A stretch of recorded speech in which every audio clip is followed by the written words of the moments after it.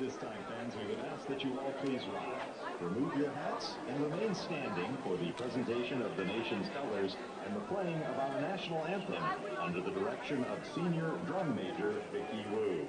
The colors are being presented tonight by the Papillion La Vista Community Schools Navy Junior ROTC Color Guard.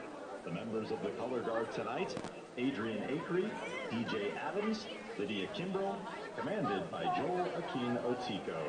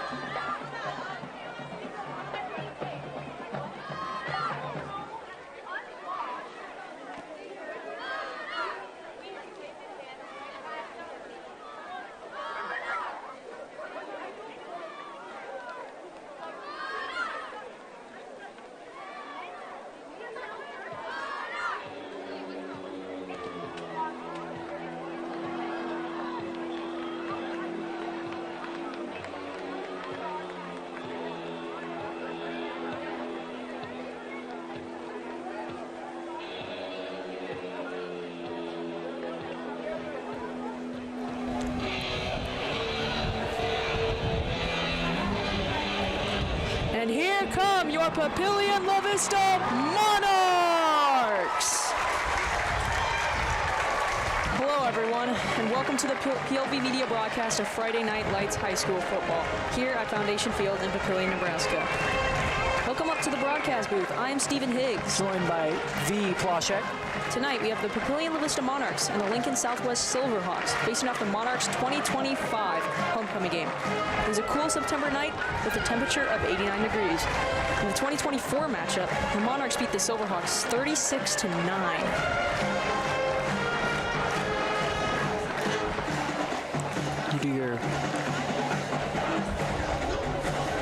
Monarchs beat the North Star Navigators 9-3 last week. RJ Viterra went 12 for 28 on passing for 183 yards and 1 touchdown, along with 10 yards on the ground. Leading the rushing attack was running back Brody Parr, who ran for 56 yards and no touchdowns. Receiving was led by wide receiver Jonathan Harden Jr., who had 82 yards through the air, with Luke Bennett scoring the only touchdown in the game. Linebacker Micah Ariano led the defensive side with 13 tackles, 10 being solo, and a single tackle for loss. Another defensive star is defensive lineman Logan Holtmeyer, who had 3 tackles, 1 solo, 1.5 tackles for loss, and half a sack. We spoke to head coach Sean McLaughlin about this game. Coach said, "I don't keep them motivated. We're still in the hunt of a playoff spot, so our players are excited for that opportunity. Lincoln Southwest brings several challenges to the game, and we will need to play well to beat them." The 2 biggest changes from last week will be the addition of Parker Vendetti-Rue back into the starting lineup on the offensive line. His return will be big for the offense. The other is the return of Amari Nassan on the defensive line. Those 2 will be back in the lineup. We're excited what they can do this week. For us, we can carry over confidence from last week. Winning helps that confidence grow. Our special teams have improved, but not yet at the standard we want to play at. Our offense did some good things last week, and we hope to continue to develop. We have to get Jonathan Harden and Brody Parr the ball more. When those 2 touch it, good things happen. We created 3 turnovers and had 0 turnovers ourselves, and that is a good recipe to win games. Southwest is a dangerous team. We focus on improving ourselves, and the score will take care of itself. The Silverhawks lost to the Lincoln Southeast Knights 26-9 last Friday. Quarterback Thatcher Shelton went 8 for 16 passing last week with 181 yards and a touchdown. Rushing last week, running back Luke Mitchell had the most carries with 13 for 29 yards. Wide receiver Kevin Richardson led all receivers with 4 catches for 134 yards and a touchdown. Defensively, safety Jacob Terwilliger led with 7 tackles, 5 being solo. Another defensive standout game from linebacker Gavin Rathborn, having 5 total tackles, 2 being solo, 1 TFL, and a sack. We also spoke to head coach Grant Treyawicz about the game tonight. Here's what he said. "We've been close in both games. In the first game, we drove down the field and got stopped as time expired. In the second game, we were right there until we had some coverage busts that led to big plays. The message has been that it's been 1 or 2 plays keeping us from 2-0 right now. Our guys are competitive and want to get over that 1 to 2 play hump. I expect both units to play hard. Defense has played very well this year, while the offense has been trying to find its footing. We have some young offensive skilled talent that is getting used to varsity ball. Defense, strong defensive performance outside of a few plays. We were able to intercept 2 passes and get the pressure on the quarterback last week. They understand we have to focus on ourselves. Practice has been great this week, high energy and competitive."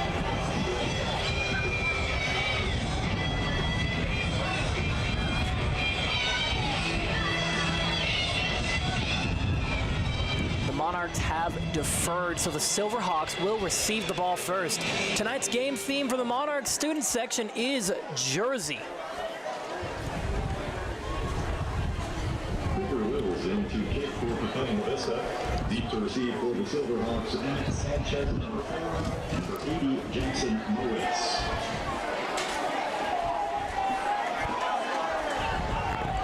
Willis lines up to kick.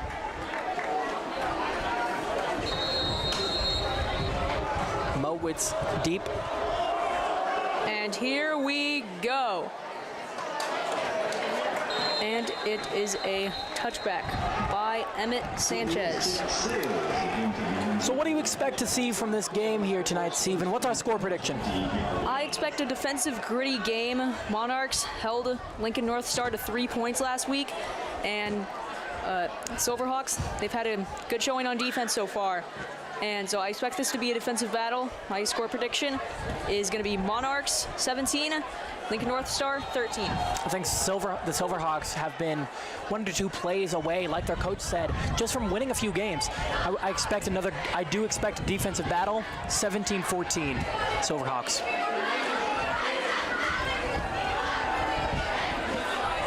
And he throws down the field and is intercepted. He's going back and is out of bounds, but there is a flag on the play. Cohen Hovett gets the interception. Cohen Hovett has been a strong defensive presence, but there is laundry on the field, so we will see what is going on here. This flag came in right after the pick, so this could be coming back, or it could be still It could still be Monarchs' ball, just blocking on the return, but this could be coming back. Seems like it's going to be on the defense.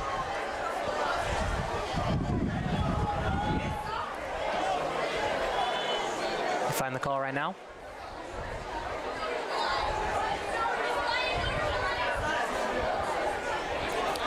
Defensive pass interference call, so that is a huge issue for the Monarchs. Man. Cohen had a great interception right there to start off the game. Too bad it's getting called back. Yeah, Cohen read that play perfectly. He jumped the ball at the exact moment. Too bad it's getting called back. And now the Hawks have the ball at the 35-yard line. It's first down. Shelton hands it off, and it is a loss.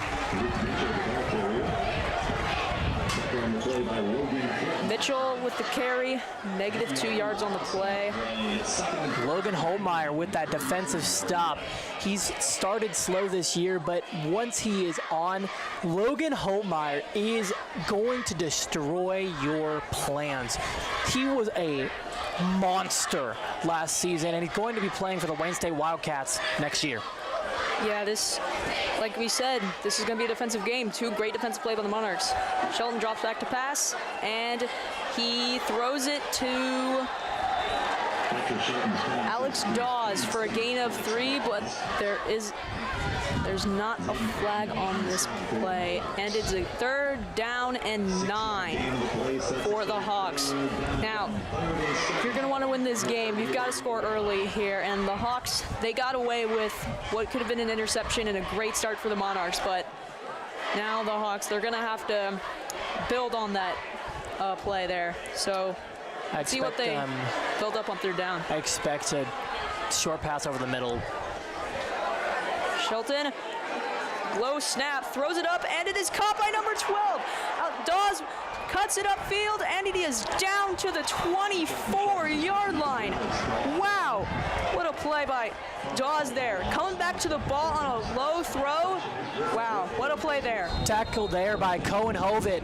What a great offensive play, and that's exactly what I was hoping for to see from the Silverhawks offense. A deep ball over the middle to find that open space, because you've got some fast guys. Luke Mitchell and Alex Dawes have proven that when they have open space, they can be a game wrecker and destroy any defense you might have. And that's exactly the start they wanted, and they handed off to Mitchell, who gets stuffed right up the middle.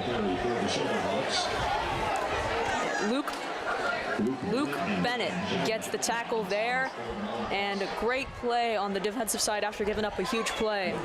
Jack Jelinek also got in there, and both of those players have had a strong start to the season, but mainly defensively. Luke Bennett more on the offensive side of the ball, but Jelinek has been one of their better defensive backs / linebackers, because he's played both positions. Yeah, 2 runs so far haven't gone so well. Shelton drops back, looks over the field, he's getting hit, and it is dropped.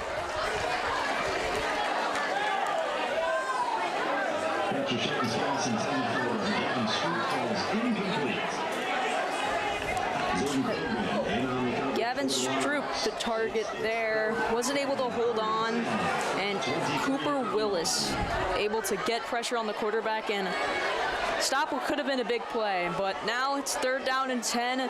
They're going to need another big 3rd down conversion here. Silverhawks have really tried to air it out here. I do have confidence in Satcher Shelton to make those plays. Dumps it over the middle and gets a gain of 5. Mitchell with the 5-yard gain, and the field goal unit will come out now. So after a big play on 3rd down, not able to capitalize on it, have to settle for a field goal, but as we said, this game is going to be a gritty one. Grant Trainowich this is not the start he was hoping for. He wants to have a strong offense, because this offense has not been the most effective for the year so far. They scored 6 points last week alone. That was it. They scored 6 points last week and 14 the week before. Ethan Sanchez with the kick, but there's a flag on the play.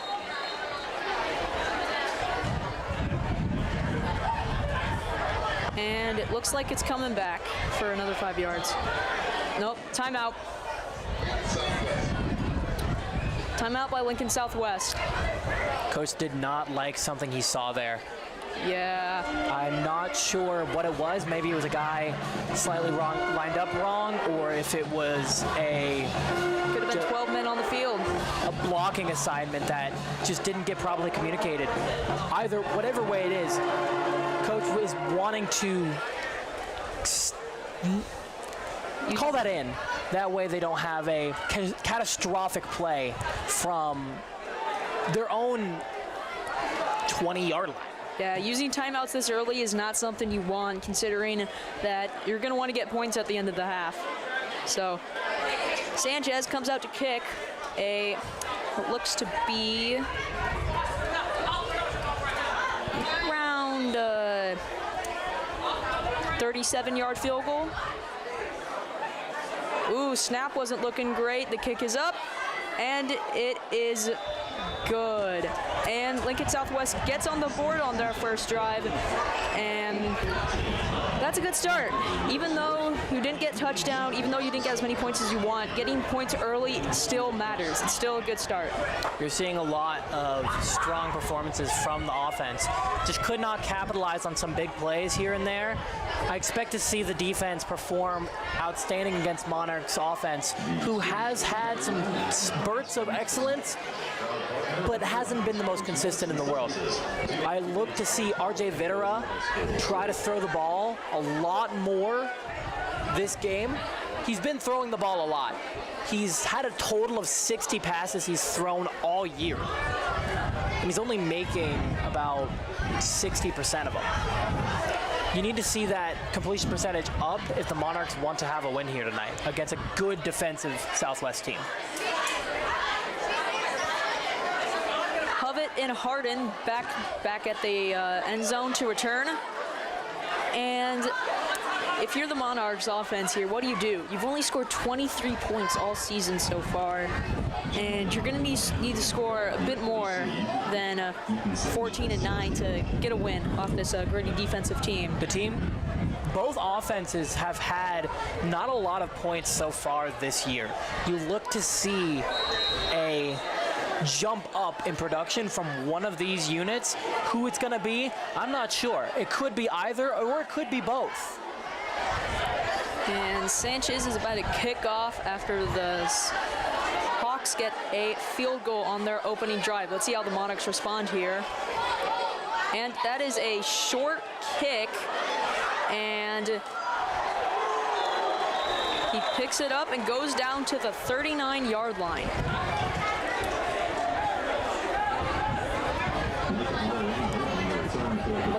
Micah Ariano on the return there. Evan Robinson got the hit there, with Cohen Hovett actually getting the ball. Yeah, that's a good thing you want to see out of your defense. Doing big hits. Cohen Hovett has been their leading return man, and he's been their go-to guy on that side of the ball. Now, I expect to see Videra try to throw here. Videra takes the snap, drops back to pass, and throws over the middle for a completion to Tyler Pamaran. That's going to be one of his lead guys here. Trying to get to Tyler Pamaran, gains around 7 yards. Gets down to the 44-yard line. Pamaran has not had the most stats this year, just because he hasn't been targeted as much. They have other guys that they consider to be their number one, but he is a strong receiver. Look to see him get more action tonight. Yeah, you're also going to need to see Harden one-on-one up there, and there's no one back there, so he could go deep here, but no, instead he hands it off, gains around 4 or 5 yards, gets a first down, and they are down to the 48. And Colton Hoy with the tackle. Yeah, and Brody Parr needs to get going if this offense wants to have any spark of life. Brody Parr has definitely been their best offensive player outside of Jonathan Harden Jr. We want to see more consistency from the offense, and that starts with Brody Parr. Hands it off again, and he is stuffed in the backfield for a 1-yard loss. And Gavin Rathburn with the tackle there. Yeah, if the Hawks are going to need to get stops, they're going to need to stop Brody Parr first of all on first down. And if you can get those first down stops for losses, you're going to win this game. Gavin Rathburn was a game wrecker last week, had a TFL and a sack. Really can be all over the field for the Silverhawks when you need him to be.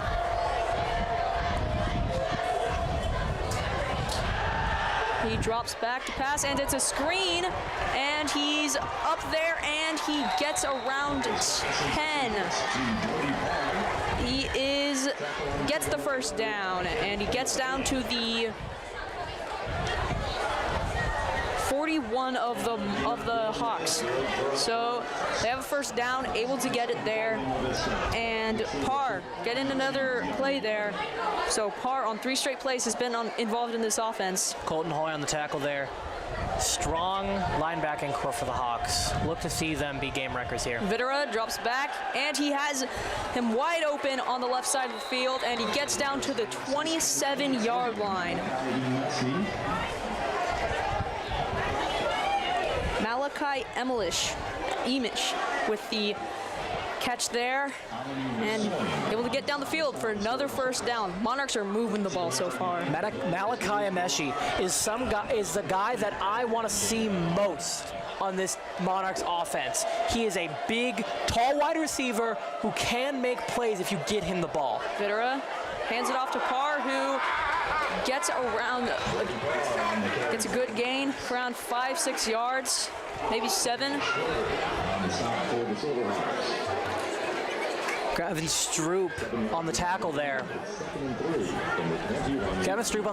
And like I said, there is a strong defensive core here, and that starts with the front 7. While Stroop was not on the defensive line, hands off, and it is a 5-yard gain again. First down, and they are in the red zone now. Man, Monarchs are moving so far. And yeah, exactly. You see the Monarchs really trying to take advantage of a weaker defensive line from the Silverhawks. They have strong DBs. Hurry up mode, jet sweep, and he is knocked down for a 0-yard gain. Owen Helkin was on that tackle. Yeah, what a big hit there. Able to stop him from getting absolutely nothing. Now needs to. That stops some momentum there. Monarchs really needs to capitalize on their shorter downs. They've gotten into really close yardage situations and have tried running on the outside, and it just hasn't been that effective. All right. And Videra takes the snap, he drops back, and it is nearly intercepted. Kevin Richardson almost had an amazing play. Kevin Richardson is only a sophomore. Wow. He's performed extremely well so far this year, largely on the offensive side of the ball as their leading receiver so far this year. You look to see them try not to target Richardson on a 1-to-1 because, yes, he is inexperienced, but he can lock up your best guy. Videra drops back, and he is running around, and he throws it away, incomplete, but he was nearly sacked there. 32 with the pressure. Christian Fitzgerald getting the play there, and now it's 4th down, and they had the offense moving, and then it just came to a complete halt. Did not get anything going. So now it's going to be around a 39-yard field goal. You've seen this a lot from Videra this year.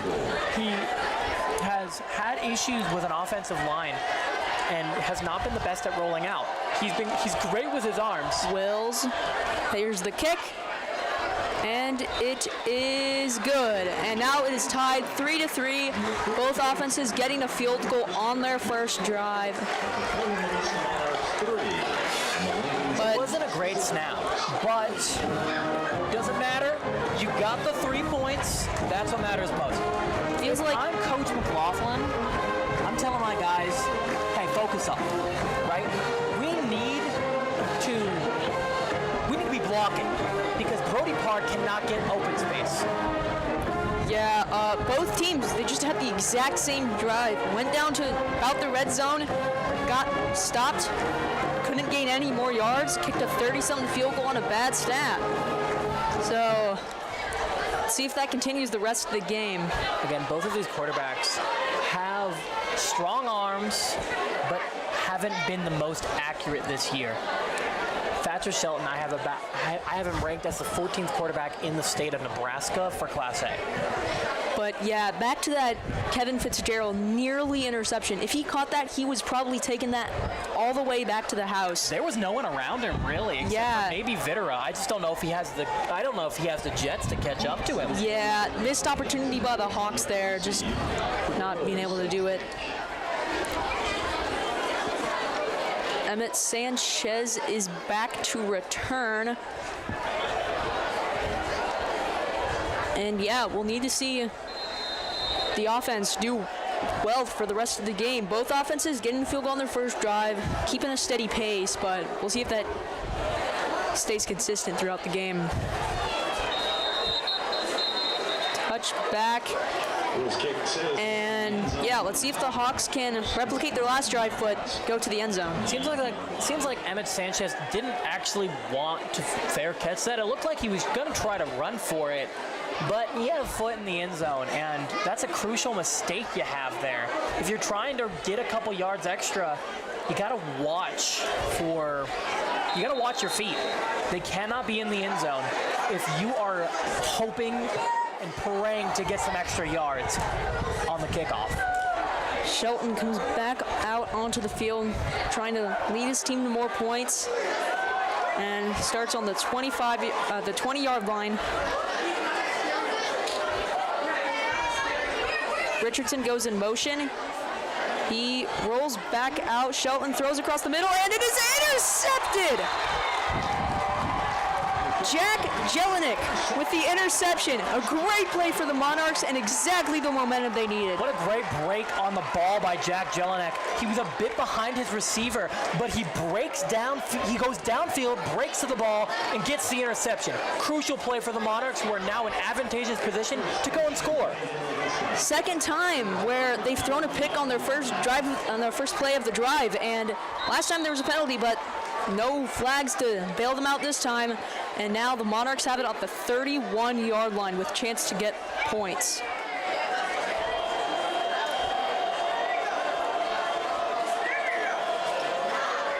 Man in motion, Vitera drops back, he's going deep, he has a man, and it is caught! Down to the 1-yard line. What a catch. Jonathan Harden Jr., what a catch. Insane catch and control by Jonathan Harden. His body was a good foot or two in the air, and he was still able to come down with that play. What an incredible play from Harden this year, who we've seen be their best receiver, but has had limited action. He's only had around 6 targets so far this year. Yeah, what a throw there, giving his guy a chance, and now they're at the 1-yard line with a chance to get a touchdown. 6 or 7. He hands it off to Parr, who gets in for the touchdown, and now it is 9-3 Monarchs with the extra point, and Monarchs already have the same amount of points as they scored last week. Them being able to score this many is a good sign in the first quarter. Interesting that they decided to run up the middle. It worked, but I thought Brody Parr was short there. It did not look like he had the ball over the line. Wills with the extra point, and it is no good. It is blocked, and now it is 9-3. I am not sure what all happened there. It looked like it was partially blocked, but it also seems like there was partially a bad snap or a bad handle, one of the two. 58 definitely got a hand on it. Yeah, the second week in a row that they've had a missed extra point after a touchdown, and they're now up 9-3 again. Let's see if they can score more points to just get that lead a bit farther. And that was Nathan Hill on that hurry for the PAT block, but who has performed extremely well so far this season. We have seen a lot of good stuff come out of Nathan Hill. who is a bigger guy on the defensive line, sits around 6'2", 230 pounds. That's not a guy you want to see coming after you. Here's some score updates. Omaha Central and Omaha North are tied 0-0 in the first quarter. Papillion South is beating Miller North 14-0. And they have him back there, and it is out of bounds. So this is going to be at the 40-yard line. This is going to be good field position for the Hawks. Flag is just for the kick out of bounds. Yeah, this good kick, but just couldn't keep it in bounds. Yeah. But yeah, this defense, it's done a good job. Already had gotten an interception, would have had another, but that got negated. And let's see what the Hawks can do with this good field position. They're going to need to score a touchdown after throwing an interception on the last drive. The biggest enemy for the Monarchs has been their penalties. Monarchs has been penalizing themselves much more than the other penalties. Legal precision with the flag. Excuse me, it's not going to the 40, it's going to the 35. But this Monarch defense needs to be more disciplined. Shelton drops back, he throws, and it is caught, but a big hit makes it incomplete. What a play. Sullivan Olsen, what a play there to get that tackle done and just breaking up the pass, and not what you want from the Hawks, not being able to... Strong hit from the Monarchs defense. Yeah, not being able to get a good starting play. Stroop 100% had control of that ball. That was just a great hit from the Monarch defense. Sullivan Olsen with the amazingly, just such a great hit. Shelton throws across the field, and it is incomplete. Very low pass, not able to get it to his guy, but Hovett was there even if he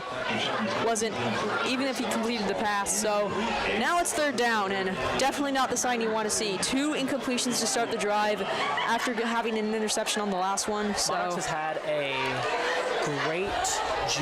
a great game so far in getting third down plays. You don't want to be on third down, like ever. Yeah. One of the hardest downs to try and get yards on.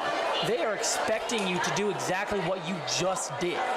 Shelton drops back to pass again, and pressure, and he is running and just throws it away. Wow, 3 incompletions on this drive.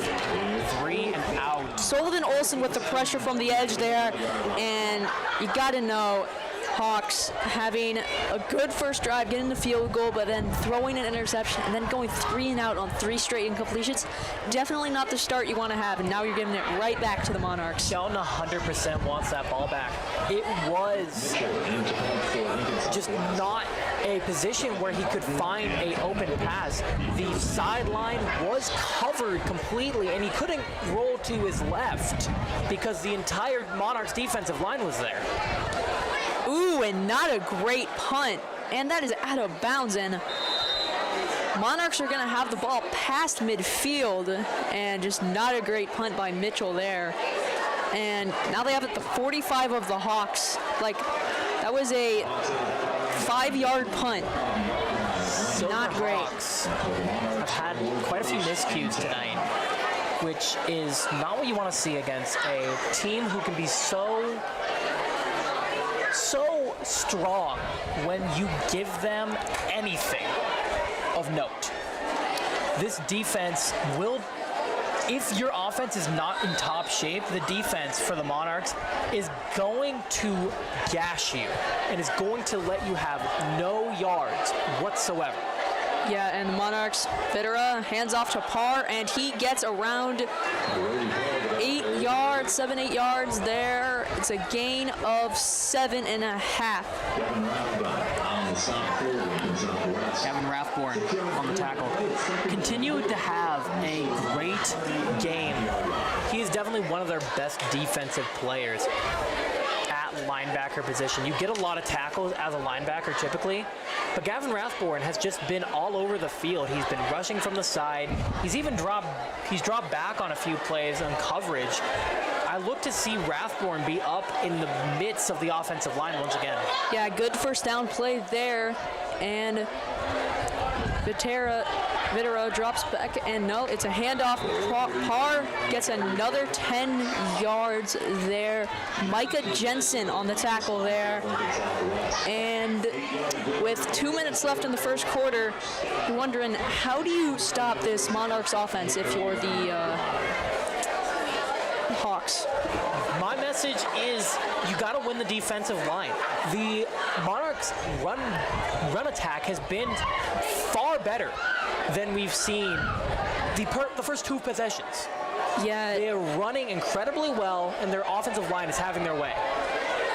Videra hands off, and Parr gets another 10 yards. Wow, they're gashing these defensive line.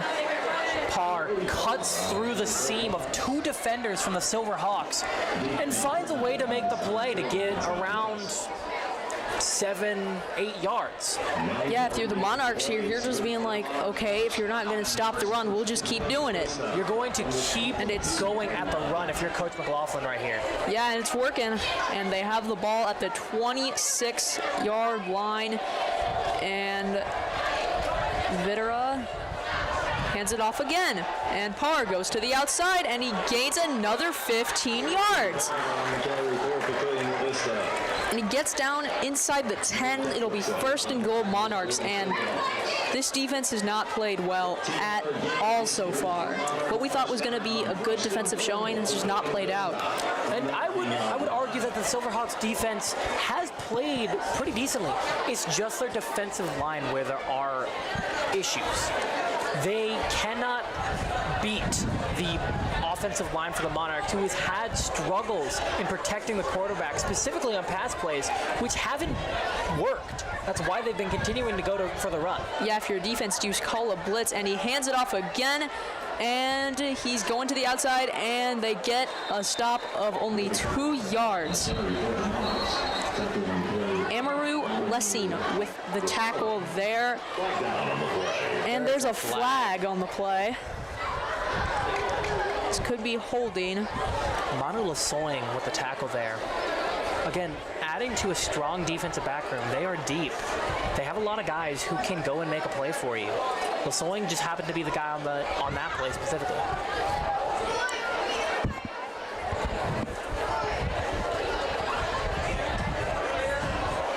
Coach is asking what the penalty is, and they are moving back. It is against the Monarchs. It is holding. Bryce Vignes with the penalty and just stopped that momentum there. Still first and goal, but just at the 19-yard line. Not great. You're a little surprised if you're Coach McLaughlin to see that from Vignes, who has been one of your best offensive line. He has some of the most experience on the offensive line last year, starting at guard, and had registered 42 pancake blocks throughout the season. Yeah, and just if you're the Hawks there, it's a good break. And they send in a blitz, and they throw it out to Parr, who is just stopped for a 5-yard loss.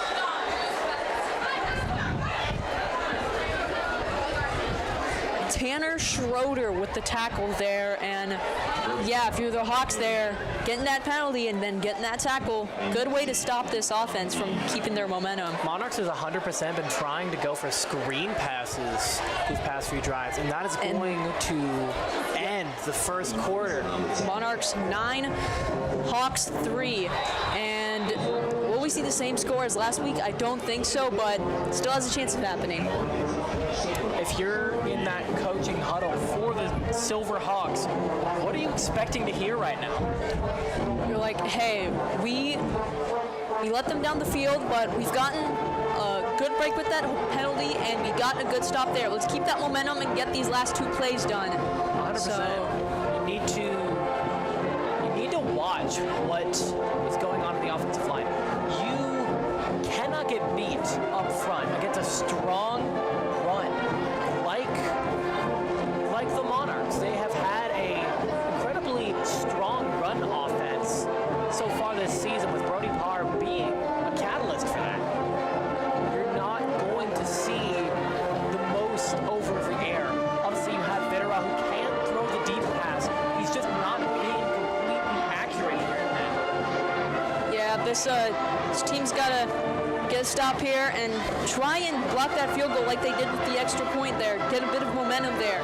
Get some first downs, but see what the Monarchs try to do and try and continue this lead, gain a bigger lead, and score some points. What's interesting is that they're really just trying to get Brody Parr the football. As Coach McLaughlin said when they spoke to him, they want to get Jonathan Harden and Brody Parr the football. They are some of their best players in the entirety of their team. Brody Parr is not just a power rusher. He can also catch, so that's why you're seeing these screen passes to Parr, so they can see if they can get as much open grass on the outside as possible. Yeah, if I'm the Hawks here, I'm calling more blitzes. They've worked, and they've worked well. So let's see what the Monarchs can do here. Videra drops back. He has time. He rolls out to his left. There's a flag on the play, and he just chucks it out of bounds. And he had a man wide open, just couldn't see him with all that pressure getting at him. And like I said, the blitzes, they're working. Now let's see what the flag is. This is probably holding. That would be my guess as well. It looked like a holding on one of the players who rushed on the edge. It is still 3rd and goal, so you are probably going to decline this penalty.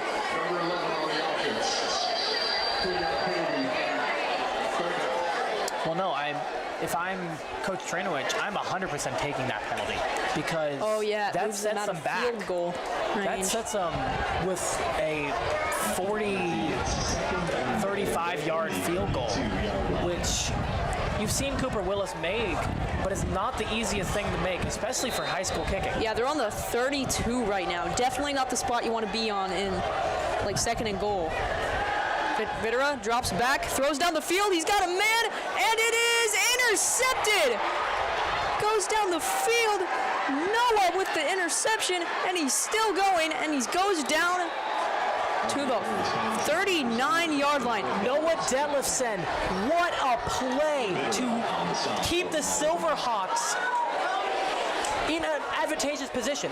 They just got all of the yards that was on that shorter punt back with one interception. Yeah, 36-yard return there on the play. What a game changer. And Videra just doesn't make the great throw there. I think that's the right read. He had him open. Just a great play by Noah there to get the interception and bring it back. He had Brandon Ingram on that tackle. Let's see if the Hawks can keep this momentum going and get a touchdown here. Ball on the 38. Shelton hands it off, and he is stuffed for a loss of 3 or 4. And Amari Nassan with the play. Just came off the injury, and he's back, and he's making a difference already. Amari Nassan was not actually injured. He was just absent last week. Which is a key reason why this defensive line struggled against the Navigators. Nassan is a strong rusher, and you're going to continue to see him getting in a position to sack the quarterback. Shelton drops back. He's rolling out to his right. He throws, and it is incomplete. Out of bounds there, but there is a flag on the play. This could be holding. After Shelton's pass intended for Ethan Sanchez. It seemed like Ethan Sanchez was trying to indicate that he was pushed off, being a defensive pass interference. But Sam Snelling, no, not Sam Snelling, my bad. That is Hunter Christensen. Yeah, after getting that interception, you have 2 negative plays that just go for lost yards. Not what you want to see from the Hawks there, not keeping that momentum, but they do decline the penalty. It's now 3rd and 14, and the Hawks have to get a big play here. And if they don't get this big play, this game might get out of hand, but Shelton drops back, he's under pressure, and he gets to his receiver, who makes a few moves, and he's open, he's still going, and he gets the first down. What a play by Cam Murkowski, breaking a few tackles, juking people out, and wow, Shelton able to dump that ball off under pressure. Wow, what a play. Murkowski turned nothing into something. That was an incredible play that should have been lost for around 7 or 8 yards. Yeah, just able to break tackles, and exactly what you needed at the Hawks. Have a guy step up, make a big play, and now Murkowski found the open hole and just ran with it. Went downhill, powerful, trucked through any guy he could find until he was eventually taken down. Murkowski, what a great play there from the running back. Yeah, Monarchs did a good play there. Got pressure, just couldn't make the tackle at the end of that play there. Just couldn't do it.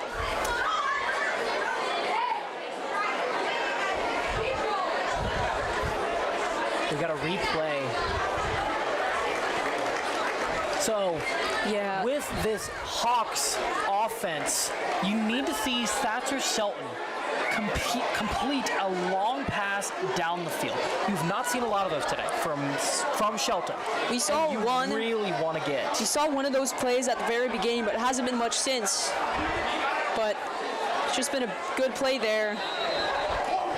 And now it's first down at the 44-yard line for the Hawks. And Shelton hands it off, and he's got more room. Gains another 10 yards. Mitchell.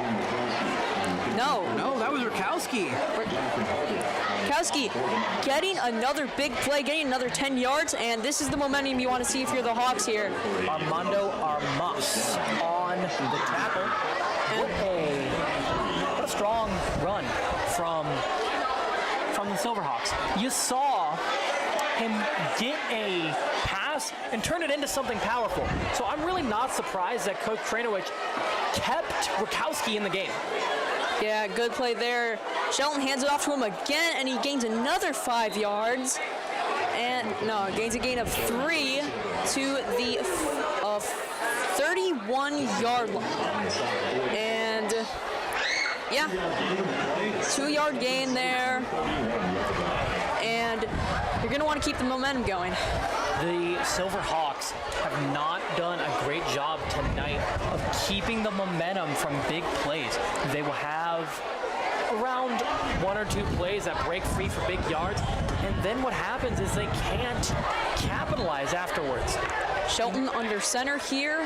He play fakes, rolls to his left, goes deep. He has a man open, and it is cut for the touchdown. Kevin Richardson with the touchdown there. What a play, exactly what they needed. 31-yard touchdown, 31-yard touchdown. What a great play from the Silverhawks. We got a replay here. Yeah, and Richardson just breaking the coverage, getting wide open down the field. After the kick, we will see that play again, and that is going to be Sanchez to kick. What a throw by Shelton, under pressure, on the run to his opposite side, and just makes a beautiful throw down the field. For sure, been the best play we've seen from Shelton so far tonight. Sanchez trying to gain the lead with the extra point here. He kicks it, and it is doinks off and no good, but there is a flag down. I'm not sure what they were trying to do with that play. They had a guy run onto the field. Yeah, Jackson Umbenhauer was running out onto the field at the last second. Could that be the flag? It was on them, but the penalty is declined, and it's now a 9-9 game. Both teams have missed extra points. Now what you want to see from your special teams there, and both teams have an exact same day. Getting a field goal on their opening drive and get a touchdown on an interception. Yeah, you're seeing a pretty even game. You're seeing a strong run attack from both squads and a strong passing attack from Videra and Shelton. Shelton has started warming up 100% with that pass to Romanowski. And also that one deep to Richardson. So we're going to see here the kick from the Southwest Silverhawks. Yeah, They need to get this within the 10-20. yeah, how do you think he responds after throwing a pick and near the goal line there? Just not what you want to see, but we'll see if the Monarchs can be good. So Cohen and Jonathan Harden Jr. back to return it. So we will see. I 100% agree with you. Monarchs can do it now. We need to be seeing a strong possession from Vitter. We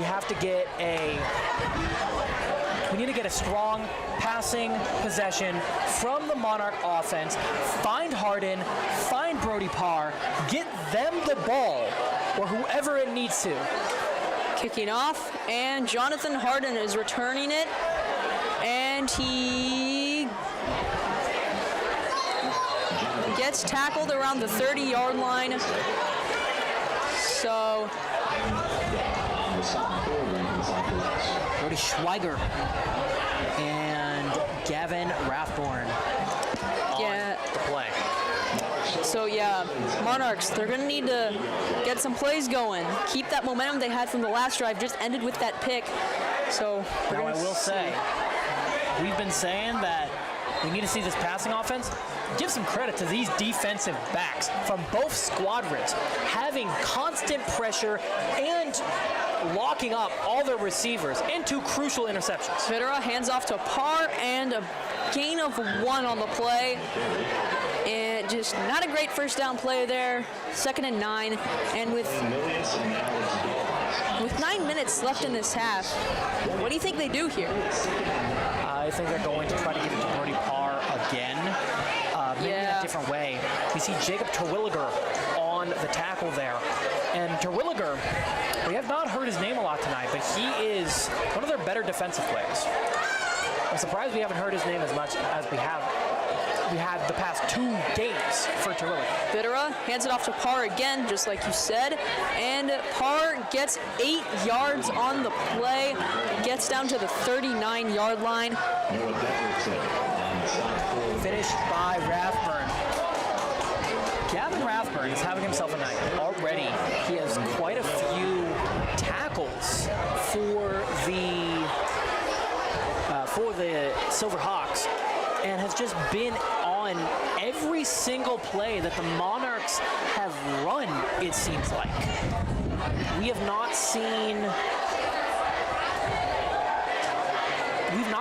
him get Federa beat. hands off to Parr again, and they get the first down with a gain of 2. And just handing the ball off to Parr 3 straight times, getting that first down, waste a minute off the clock. Parr is the guy you want to go to. Regardless of what you're doing, you want to try to get it to Brody Parr or Jonathan Harden. He's got some wheels. Yeah, Jonathan Harden, he made that. I could 100% see them running some jet sweep to Jonathan Harden and then getting a good possession there. Hands off to Parr for a gain of 2 and gain of 3. And like we've said before, this has just been a wild game so far. Terwilliger in there again. Parr, 4 straight carries, and he's been good so far. Yeah, he's definitely been their most consistent offensive player. He's had some big breaks. He's had some big breaks. He's had some plays where he's gotten stopped. But Brody Parr, no doubt, is the best player for the Monarchs on the offense. So far today, he's been their MVP, but we'll need to see some passes soon. Federa drops back, throws over the outside, and it is juggled by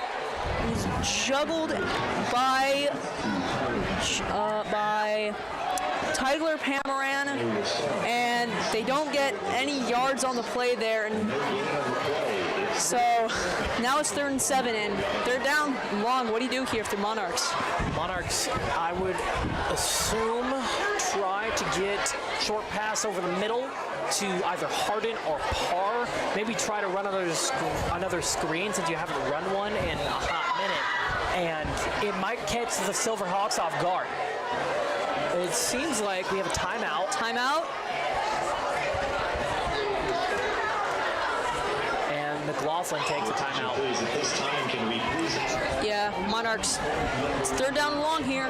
And after what we saw from the Hawks on offense there, you don't want to give them the ball back with 5 minutes left. And keep in mind, the Hawks are going to kick to start the second half. Yeah, if you're the Monarchs here, you want to try and drain the clock for the rest of the half here and just end with points and try and get more points to start the second half? I wouldn't. I think the Monarchs are going to try to run a lot with 5:50 left on the clock. That's a lot of time you're expecting to drain. You've got to get the third first. That's what you got to focus on.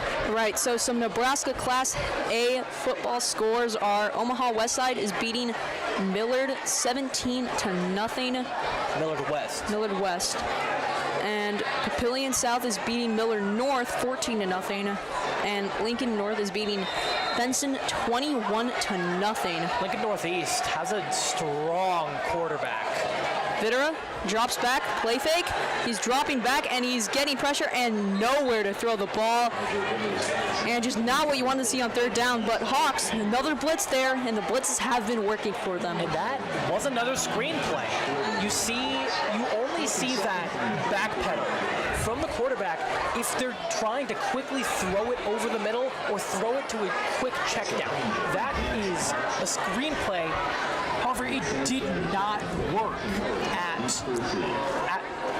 that position on the field. Emmett Sanchez and Jackson Howitz back to return this punt. And 5:45 left in the half. We'll see what the Hawks can do here. And it dribbles down, and Sanchez returns it to the 31-yard line. And so they'll have to go 69 yards in 5 minutes. Tyler Bragg on the tackle there for the special teams unit. And so we'll need to see a lot from Thatcher Shelton, and especially after Cam Rakowski had an amazing drive last time, getting that huge 3rd down conversion and a few big runs. My question is, who do you continue to lean on? Do you keep Rakowski as your starter, or seems are like you they putting do. Luke Mitchell back in the game? It seems they have Rakowski out there in the single back. And they hand it, and no, play fake, option read, and Shelton gets hit at the 36-yard line, or 34-yard line. Owen Helvet on the tackle. He is a do-it-all kind of defensive back. He can be everywhere on the field while also make a good play in coverage. He had that almost interception earlier. Yeah, he's been a game breaker from the start, especially from the first play of this game, and he's going to continue to be for the rest of this game. And this is 100% a game we are seeing to be Cohen Hovitz's coming out party. This is his best performance I've seen from him all season. Shelton drops back, and it is caught by Gavin Stroop for a gain of around 5 or 6. They go back to Gavin Stroop, who has been consistent in getting short yardage for them. Nothing deep, but has been a strong short yardage target for Shelton, who isn't playing horrible tonight. He's making reads that he should be making. Obviously, you have some questionable choices here and there, like that pick. And you can't even really blame him on that. With Jelinek's break on that ball, incredible ball placement. You're wondering if they don't get this here, do they go for it? Shelton drops back, and it is incomplete. Short pass there, trying to get it to Kevin Richardson, and they just could not execute on third down. They go 3 and out. Seems like there is a miscue from Richardson on what route he was trying to run. Clearly, Shelton thought it was a shorter route. Maybe it was a comeback route, but it looks to me like Richardson was trying to go deeper than... Mitchell punts, and this is a good one this time, end over end, and Harden just drops back, and it is a touchback. Wow, what a bomb punt from Mitchell there. After having a not-so-great punt last time, that's exactly what you want to see from your punter. Absolutely, and if you're the Silverhawks, you have to wish that someone could have touched that right at their goal line. But it was a great punt regardless, pins them deep, and we've only got 3:55 left. We've seen Monarchs be able to score quickly within a even shorter period of time. So we're going to see what McLaughlin has drawn up. Yeah, right now, just been a gritty game. Only one touchdown, and those were off, one touchdown for each team, and those were both off turnovers. So we'll need to see if the Monarchs can get it going on offense. Get a good, 80-yard drive here. Trying to score a touchdown before half. Videra takes the snap, hands off to Parr, gets around 2 yards. Again, you're going to continue trying to give it to Brody Parr. The run up the middle was not exactly what I was expecting. With Evan Robinson on that tackle, I was expecting maybe a fake and have him run through the offensive line to catch a pass over the middle. Those type of plays have been really effective. You want to see Parr catching more passes if this Monarch team is going to succeed. You want to see Harden and Richardson on the right side of the field, but he just throws it away. Videra just not able to find anyone open. Videra just could not get the completion there. There was 2 receivers in the area, but neither of them could get there in time. Videra was rolling to his left, his non-dominant side, and that's a hard play to make. You can only really see that from some of the top-level quarterbacks. Yeah, he rolled out to his right there, just not able to find anyone, but you're going to want to get Harden the ball here. We saw what he can do. He can make a play. So on 3rd and 8 here, you're going to want to try and throw it up to him. Maybe see a great play. He throws down the middle, and there is Harden, like I said, down to the 39-yard line, exactly what you needed. Incredible awareness from Jonathan Harden Jr. That's a play that not every guy can make. You see Harden go up for the high ball and also keep both feet in bounds. In high school football, you only need the one. But you only need 1 foot in. But Jonathan Harden touches both toes down and then bounds out of bounds to stop the clock exactly at 3 minutes. Yeah, incredible awareness. Great control there, and now they have something going. And there's a fumble. Looks to be a fumble. Yeah, it's a fumble. Wow. Alex Jaws picks it up. I'm not sure what happened. Yeah, it was a fumble. Yeah, just misread play there. Just weird. Some miscommunication going on the offensive side of the ball. Looks like they just didn't know who was going where. Yeah, we've seen some Monarchs miscues been the big reason for Southwest's success. Once Monarch has had a miscue here or there, you've had a lot of missed opportunities. We've seen what the Hawks can do when they had a turnover, and they scored a touchdown on that. And they're in the Monarchs territory. They're in the Monarch territory, and this is about where last time we saw the deep bomb to Kevin Richardson. Yeah. Do they run that play again? They hand it off to Mitchell, and he is stuffed for a 2-yard loss. Exactly what you needed from that defense there. And that was number 7, Jack Jelinek, on the tackle there. Just able to get a good play, keep this defense rolling, and see if they can get a stop. I am confused on that call.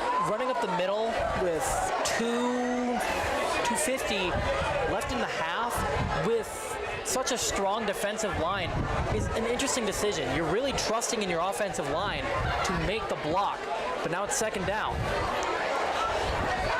Yeah, Shelton drops back to pass. He is going over the middle, and no one was there. Only guy there was number 24, Aminato Amez, on the Monarchs defense. Almost got that pick there, but...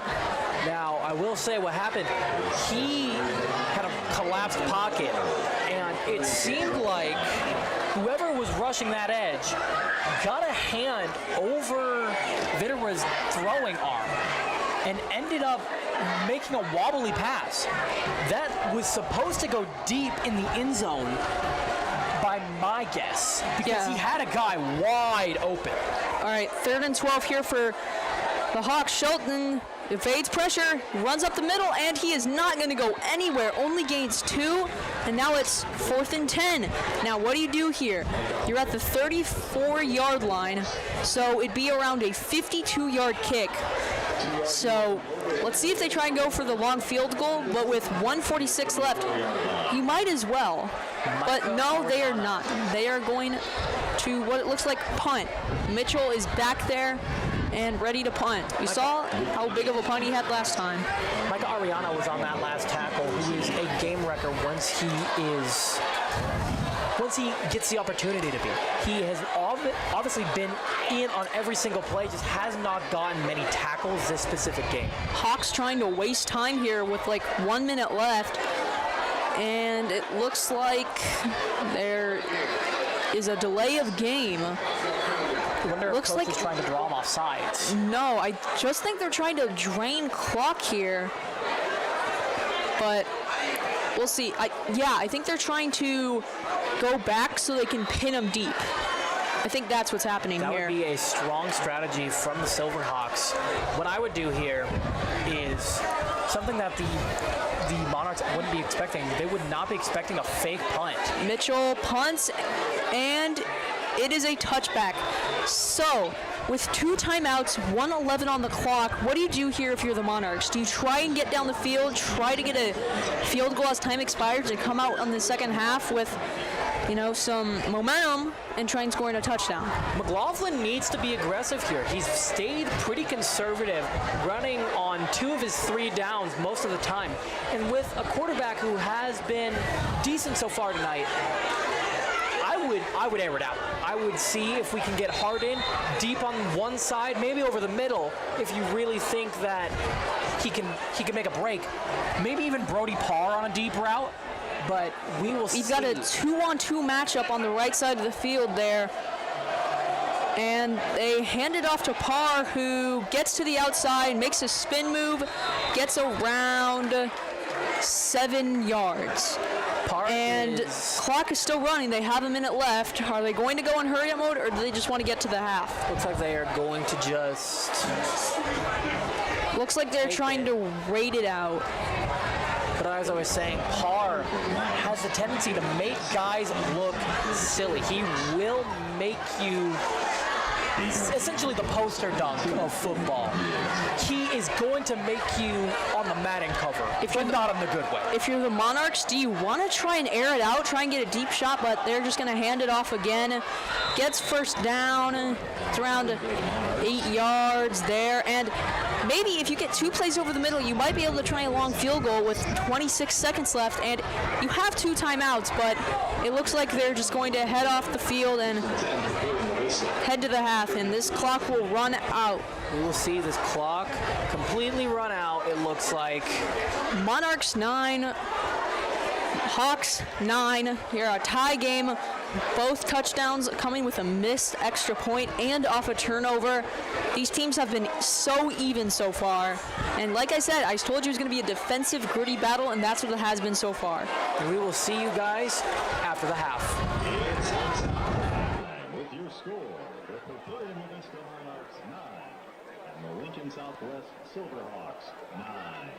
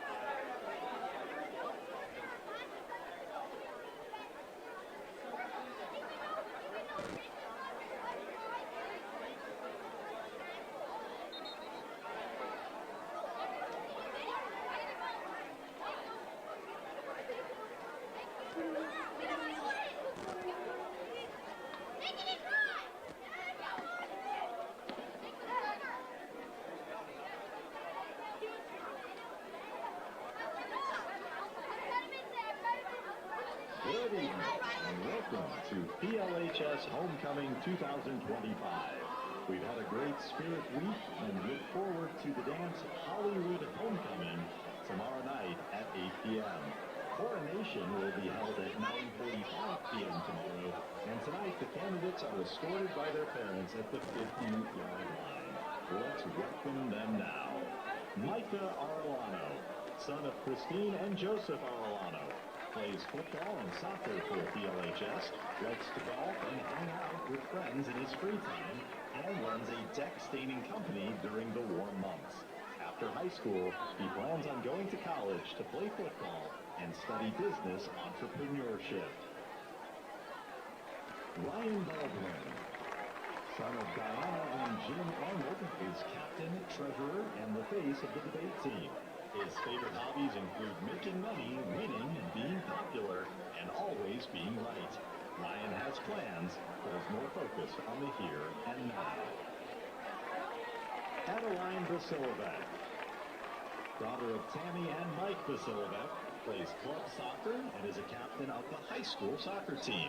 Adeline is a member of the National Honor Society, and she enjoys painting through her banner business. She will play soccer and continue her education at Creighton University on scholarship. Adeline hopes to become a lawyer. Presley Dane, daughter of Crystal Barnett and Mark Dane, is in Avenue Scholars and has cheered on Papillion La Vista High School as part of the Varsity cheer team for 4 years. She hopes to attend cosmetology school after graduation to become a cosmetologist. Jonathan Hardin Jr., proud son of John Hardin, Alyssa, and David Perez, enjoys playing sports, hanging out with family, friends, fishing, and riding four-wheelers. He is the proud brother of 3 sisters and 1 brother. He also values his family and friends above all else. Jonathan has played varsity football for 3 years. After graduating high school, he plans to pursue football and study sports science. Ian Hardy, son of Joe and Megan Hardy, participates in wrestling for club and the school. Ian is a 2-time NSAA state wrestling medalist. When not at school, he enjoys golfing and hanging out with friends. Ian hopes to wrestle in college and plans to study physical therapy. Kane Hassler, son of Chris and Stephanie Hassler, is a part of the football team, wrestles, and is in the Decker Club. In his free time, he likes to hang out with his friends and family. After high school, he plans to major in digital marketing and play college football. Ella Jelinek, daughter of Jeff and Natalie Jelinek, is a member of the Health Academy. Ella has been on honor roll all 4 years and received an academic letter. Ella loves hanging out with family and friends, going to the lake, and babysitting. She plans to attend the University of Nebraska-Lincoln to become a pediatric nurse. Molly McGrath, daughter of John and Denise McGrath, is a varsity wrestling manager, student ambassador, and member of Fishing Club. Molly is an AP scholar with recognition and has 2 academic letters. Molly enjoys spending time with her family, friends, and dogs. She is thinking of attending the University of Kansas next year. Brody Parr, son of Greg and Jen Parr, has 1 sister, McKenna. He competes in varsity football and wrestling, likes to hang out with friends, and be outdoors. He plans to play college football and study finance. Bella Regal, daughter of Daniel and Desiree Regal, is a member of the Health Academy, varsity volleyball team, and the National Honor Society. She has been on the honor roll for 4 years and received an academic letter. Bella plans to attend the University of Nebraska-Lincoln to pursue a career as a labor and delivery nurse practitioner. Gianna Rodriguez, daughter of Rob Rodriguez and Brenda DiGiacomo, was a 2025 Queen candidate for the Santa Lucia Festival Committee, which consisted of her raising money for this organization over the summer of 2025. She is a dedicated volunteer. Gianna is in her second year as a DECA member and actively supports numerous organizations, with Hillcrest being among her favorites. Currently employed at a daycare, Gianna intends to pursue a career in pediatric nursing after attending the University of Nebraska-Lincoln. Lauren Targi, daughter of Tom and Karen Targi, enjoys participating and being involved in various activities in and out of school. Lauren plays soccer for PLHS, is currently a DECA officer, and has been a member of the Fishing Club, NHS, and HOSA for several years. This will also be Lauren's second year in Athletic Training Academy. Lauren enjoys English and public speaking, and someday hopes to become a speech-language pathologist. Cade Wills, son of Danielle and J.B. Wills, plays club and high school soccer, as well as high school tennis. Cade is a member of the National Honor Society and is involved in Business Academy. He enjoys working with his friends to create new ideas for the future and hopes to become a successful entrepreneur one day. Cooper Wills, son of J.B. and Danielle Wills, plays club and high school soccer along with high school football. He is a member of the National Honor Society and a student of the Business Academy. He hopes to one day become a successful business owner. Vicky Wu, daughter of Jeffrey Wu and Linda Chen, is a drum major for the PLHS Marching Band and the Nebraska HOSA State Secretary. She is also the Vice President of Tri-M and an active member of Student Council, NHS, and Senior Committee. Outside of school, she likes to play pickleball and get ice cream with her friends. Vicky is part of the biomedical pathway of the Health Academy, and she hopes to become a diagnostic radiologist. Ladies and gentlemen, let's hear it for your 2025 Papillion La Vista High School Homecoming Chorus.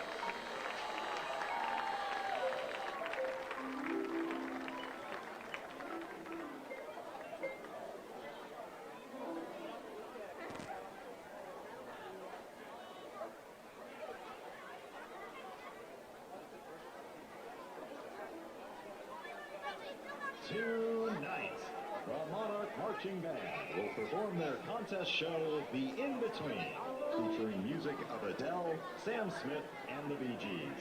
The band is under the direction of drum majors Bennett Carrico, Caroline Williams, and Vicky Wu. The band will be in competition 5 times this season. Ladies and gentlemen, here are your Marching Monarchs!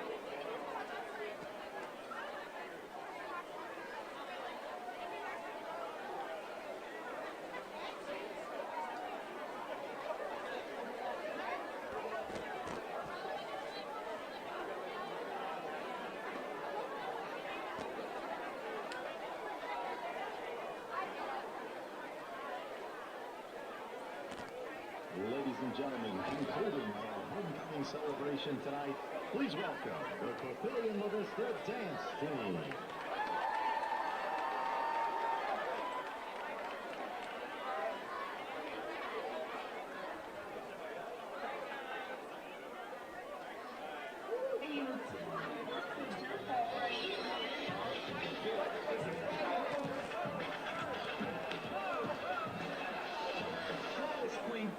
Jump off. I've been back with the jump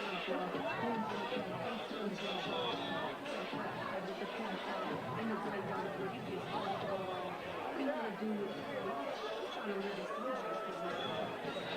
That's what a girl not do.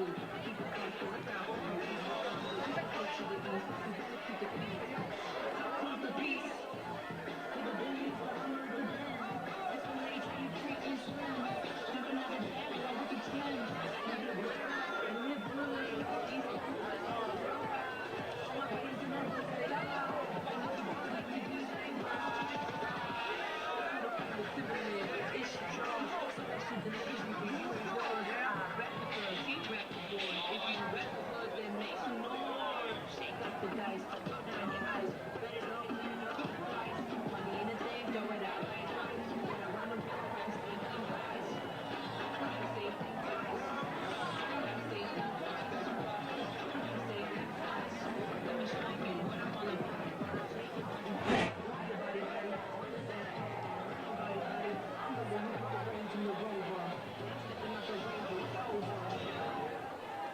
Ladies and gentlemen, the Papillion La Vista dance team.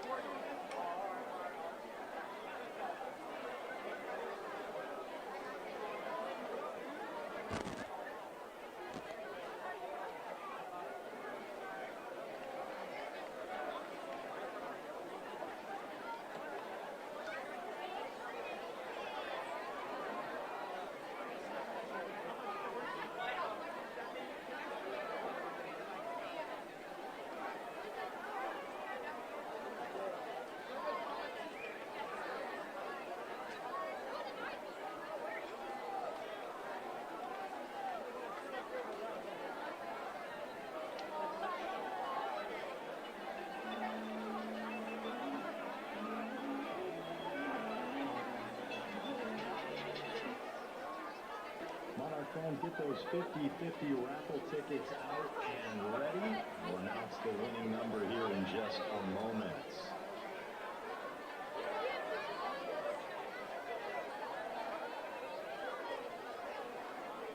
Winning number tonight in the 50-50 raffle. Winning number is 786-885. 786-885. You can pick up your winnings And welcome back. We will be back with the game in 2.5 minutes, but let's go over some scores right now. Then some Class A. Millard South beating Kearney 56-0 at the half. And that's not all that surprising. You know, Millard South has an incredibly stacked roster. Several D1 guys, including Jet Tamala, Alabama commit, 4-star quarterback. Yeah, some other scores. We got Papillion South, the Titans, beating Miller North 30-0 at the half as well. Papillion South is doing incredibly well against Miller North, who Miller North should have an incredibly strong team, but have started 0-2. The only close game we have right now is Omaha North and Omaha Central tied 13-13 at the half, and our game 9-9. Omaha Central is an incredibly strong team. They've got a lot of players who could be D1 guys. I think BJ Newsom 100% should be a class, a NCAA Division I football player, even if it's for some lower school, like maybe Ohio University or like Kennesaw State. He has the tools to succeed at that level. He's incredibly fast and is incredibly accurate. He has a high percentage in accuracy and rarely turns the ball over. I don't think he has a single turnover via interception this year. BJ Newsome does. I'm going to double check that fact. No, he's 226 before this game with 2 passing touchdowns. BJ Newsome, incredibly good quarterback. And on the other side of the ball, we saw Omaha North, who we just streamed last week, and we saw them play extremely well against us, against the Titans. Yeah, this game's back in 30 seconds. Monarchs getting the ball first. We'll see what they can do in this game to continue. It's 9-9 right now. Haven't been that much offense other than the touchdowns they've gotten on turnovers. And this game, it's just been a close, gritty defensive battle, like I said from the start. Offensively, what do we need to see from the Monarchs, and what do we need to see from the Silverhawks? We'll go defensively right after this. What do you think we need to see offensively from the Monarchs? The Monarchs, we're going to need to see more passes to Harden. He's made some incredible catches so far. He just hasn't gotten many targets. And Videra is 50% on his completions. He's 6 for 12 tonight and an interception. We need to see Harden getting the ball as well as Brody Parr, not just in a run situation. For the Silverhawks, I believe that they need to get Kevin Richardson the ball. It is kind of the opposite of what the Monarchs are having problems with. They are not running the ball as much, but still can't get their best guy the ball. Yeah, Videra, he's just been under pressure a lot. He hasn't gotten the chance to throw because he's just been under pressure so much tonight from the blitzes that the Hawks have done. And for the Hawks, they just need to get more consistent on the ground game, get more positive first down plays, get that momentum going. But they're just not doing that right now. And on defense, it's been an incredibly strong game, like you said before. But now it's time to kick off. And as we've seen all night, Harden Jr. and Hovett are back to return, and Sanchez is kicking off. And the second half is underway. It's a line drive kick that bounces into Harden's hands. He's returning, and he's still going, breaks a tackle, goes down, he's still going, gets tackled down to the 35 by J.C. Lichty. Sorry if I didn't pronounce that right. But, wow, what a way to start the second half for the Monarchs, getting a great play down the field. There's laundry on the field. That is likely going to get taken back for a holding penalty. This could be blocking the back or holding, but yes. It could be either or. Return. Harden, though, incredibly quick, showed us his speed, and with the Monarchs, it is holding. We do have the holding call confirmed that is going to come back. However, doesn't negate the fact that was still a great return from Harden. And for a Monarch special teams unit who has had some issues this year, we saw that in the Titan game. Several dropped kick returns, punt returns, and Sean McLaughlin really stressed that, and they're looking much better tonight. Except for that, they've had a bit of a penalty issue. They lost 40 yards because of that penalty, but now they're at the 25. So drops back, has him open the field, and he gains 15 yards. Malachi Emish with the play, and that's exactly what you need to do. Get those positive first down plays. Open wide over the middle. Like I said, Malachi Emish is an incredibly high power, high octane kind of receiver.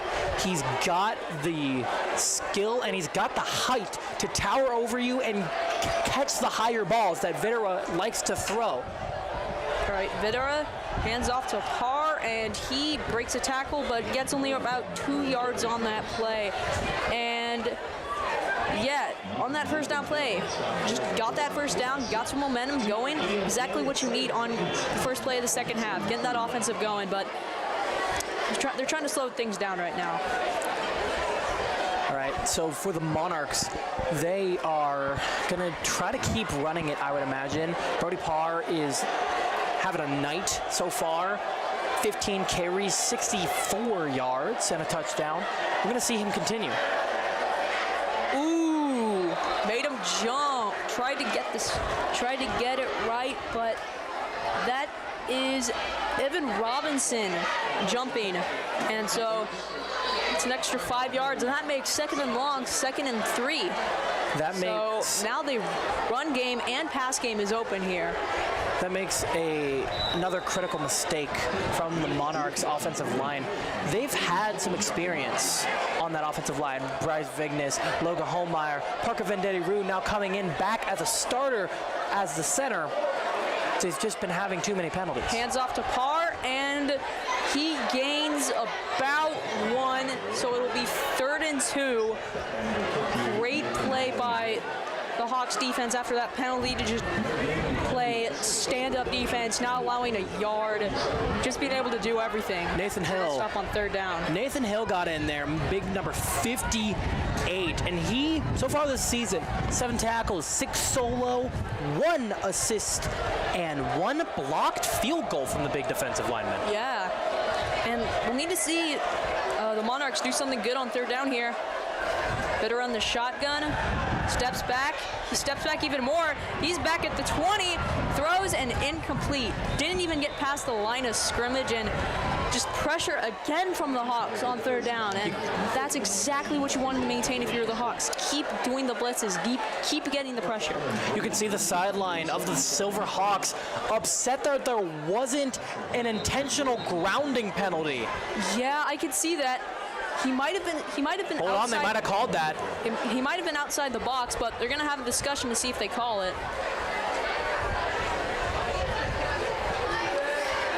Waiting for the word of the ref.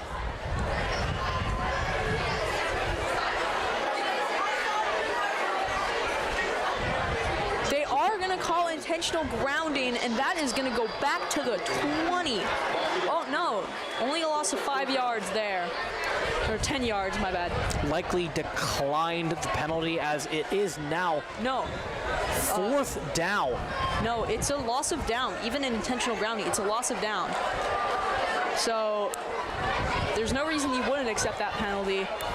So Tesla have Emmett Sanchez and Jackson Mowitz back to return. Tesla Heminger been really consistent.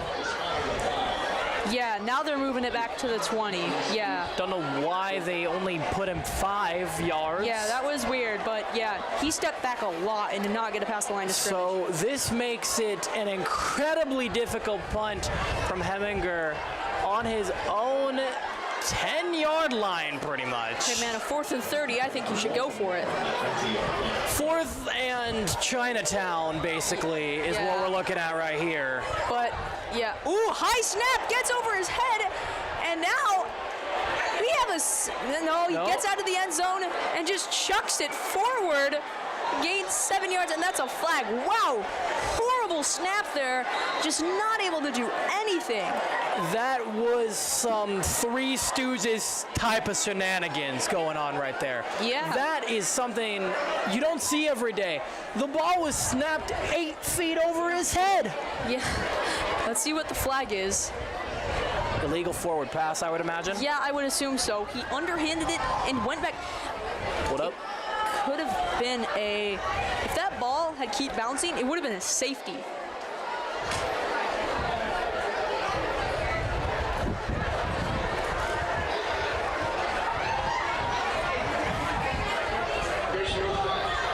There is There no is flag. no flag. Yeah, he did pass it, so I wouldn't call it an illegal forward pass. So, Well, if you're the punter from however many yards back, I don't think you're typically allowed to do that. I'm not sure why they wouldn't call it an illegal forward pass. well, either way, the Hawks have amazing field position already inside Absolutely. the red zone. 100% agree. And now the Hawks have a chance to really get ahead in this game after a good defensive game so far. They have a chance to take the lead and may keep it there for the rest of the game. Gonna run up the middle. Hands off, and he is stuffed for a -1 loss. Number 9, Micah Arellano on the tackle. He's had a great year and game so far. Micah Arellano this year is a monster, having 22 tackles, 14 of those being solo, 8 assists, 3.5 tackles for loss, 1 sack, and 1 interception. Micah Ariano can do everything on the defensive side of the ball. He's doing anything and everything for this Monarch defense. Second and 11 here, and Shelton drops back and he hands it over to Mitchell, but it is stuffed for a loss of 5. Not the way you want to go here, even especially if you're the Hawks, who had great field position and now they've just been going backwards. Yeah. They lost 5 yards on that play. Actually, make it 7 yards, and now it's 3rd and 18. You need to see some forward passes here. They really wanted to get the run game going coming out of halftime, it seems. However, it's just not been effective so far. We need to see a strong pass from Thatcher Shelton, getting a first down and getting them back into position to even score. We've seen tons of passes just not past the line of scrimmage or barely past it. So they'll need to throw over the middle. Shelton just hands it off to Cam Rakowski, and he gets to the 10-yard line, gets a gain of like 8. And so now they'll try and kick the field goal from the right hash mark. But the way the special teams have gone, I don't know if he's going to make this. This is not guaranteed. He had a pretty good look last time they kicked a field goal, and it looks like we have a timeout. No, I don't think we do. It looked like he was calling timeout, but it seems like we just have the kick unit. But anyway, we see from the right hash mark. We've seen Sanchez have a great kick so far tonight. We'll see if he can do it again. Yeah. Let's take the lead 12-9. Sanchez is gonna have to make this kick, and it is good. And the Hawks take the lead off the botched punt and get 3 points out of the whole shebang. Not exactly what you want, but still good if you're the Hawks. Given how your defense has been playing so far, if you're gonna take the 3 points, you might as well have it. You've been good on defense so far. Why would you stop now? And 100% I agree. We need to hear more from the Lincoln Southwest defense, who has done a great job tonight, but needs to continue to put on the pressure on RJ Videra, because it seemed that they found the solution. He's not been amazing under pressure so far. He's been rolling out on occasion, but just hasn't made the passes he needs to make. Some score updates now. Westview and Burke. Westview is down 14-15 in that close matchup. And Omaha North and Omaha Central are still tied 13-13. And not the way you wanted to start the second half for the Monarchs. Go 3 and out, immediately have a botched punt and immediately just turn the ball over. Not exactly what you want to see, but they're going to need to have the bounce back. They need to score more points here, and they just have not been doing that. Yeah, well, you need to see a strong kick return that does not get called back here for the Monarchs. Hovden Harden back again. And the kick is away. It's a line drive kick to Harden, who catches it with a running start. He's down to there, and he keeps going down to the 37-yard line. And that'll be decent field position for the Monarchs. Hopefully they don't lose yards this time, but Noah Curtis on the tackle there. And again, like I've said several times, you have a strong linebacking core. Noah Curtis, another linebacker. Gavin Rathburn, linebacker. This team is strongest in their second 2 levels. You got the defensive backs, who are probably the best defensive position on the team here. However, you also have their linebacking core, you have which is Harden on which the is left played side, amazing. and you're going to need to give Harden the ball, but they just haven't. Tar handoff up the middle, gains around 2 yards, another 2-yard gain. Not what you want to see. We want to see what we did on the first play of the drive last time. The Monarchs really need to use Brody Parr in more unique ways. Running up the middle is effective on occasion, but not always. Especially when you have such big presences in the middle, such as Nathan Hill. You've thrown a lot of screens tonight. I don't know if you still do that. You want to get your wide receivers open, and they just haven't been doing that. Vitera over the middle and dropped. Alex McCann had a first down in his hands, just could not make the catch there, and it's another third down. And you cannot go 3 and out after just giving up a field goal on the last drive. Alex McCann was a strong receiver for their first 2 games against North Star and the Papillion South Titans. However, we just have not seen him used as much recently.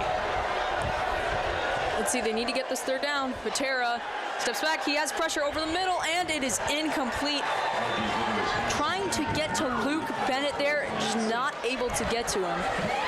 It seems like he was trying to get either Brody Parr with the short that was just high, or he was trying to go Jonathan Harden. Luke Bennett was definitely on the crash course of that route. We just didn't see it connect. He had him over the middle. It just did not quite connect. Videra has high throws, and it's effective. A 3 on and occasion. out, and another punt, and that almost went high as well, but he gets it off, and it is caught at the 20-yard line.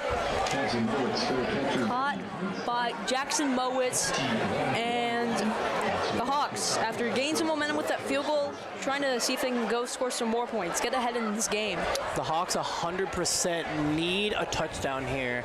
12-9 is not an incredibly comfortable score to have if you are Lincoln Southwest. You want to be leading by at least a touchdown here. Southwest knows this, and their offense has to show out if they want to pull out with the win out of this game. Yeah, we have Shelton under center in the single back.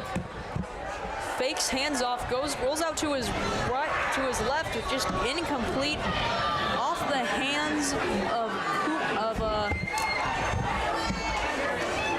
of Owen Helkin. And Logan Holtmeyer with the pressure there, and not the way you want to start a drive. Incomplete pass, good play design, just not able to execute.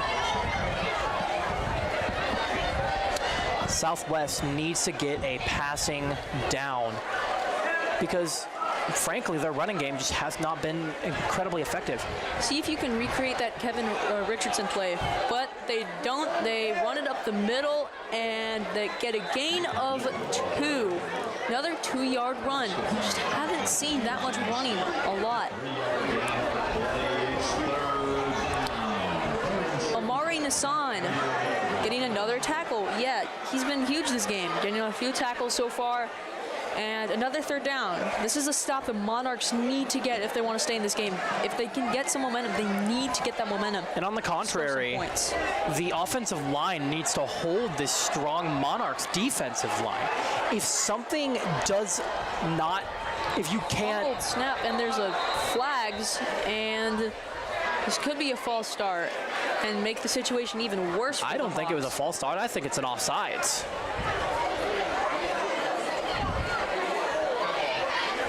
Start. Right. 3rd and 12 coming up for the Hawks now. Not what you want to be in, losing yards in your possession. And they're going to need a big play like that Kevin Richardson play, but they just haven't been throwing the ball over the middle or downfield at all. They've been only throwing short passes, barely past the line of scrimmage, and bunches of screens. Yes, we need to see something go at least for 10 yards for the Silverhawks. You cannot play conservative here by another run up the middle by Luke Mitchell or Ronikowski. Rolls out to his left, and he's going to keep it, but only gains about 3 yards. And now it's going to be 4th and 10 or 9. And so now they are going to punt after a 3 and out. Man, this has been the punt show so far. Bunch of 3 and outs, and it's been 2 touchdowns and a field goal. Like we've said, we've seen a lot of defense. Defense have been an incredibly strong aspect to the Titans, to the Monarchs.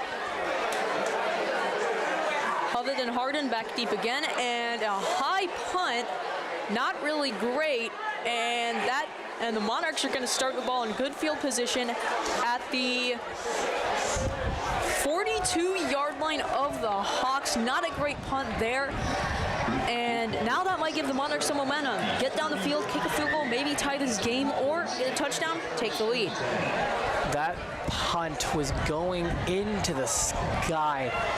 Did not come off of his foot quite the way he wanted it to. They especially wanted to pin them deep, but now Monarchs are at a very strong position to score here.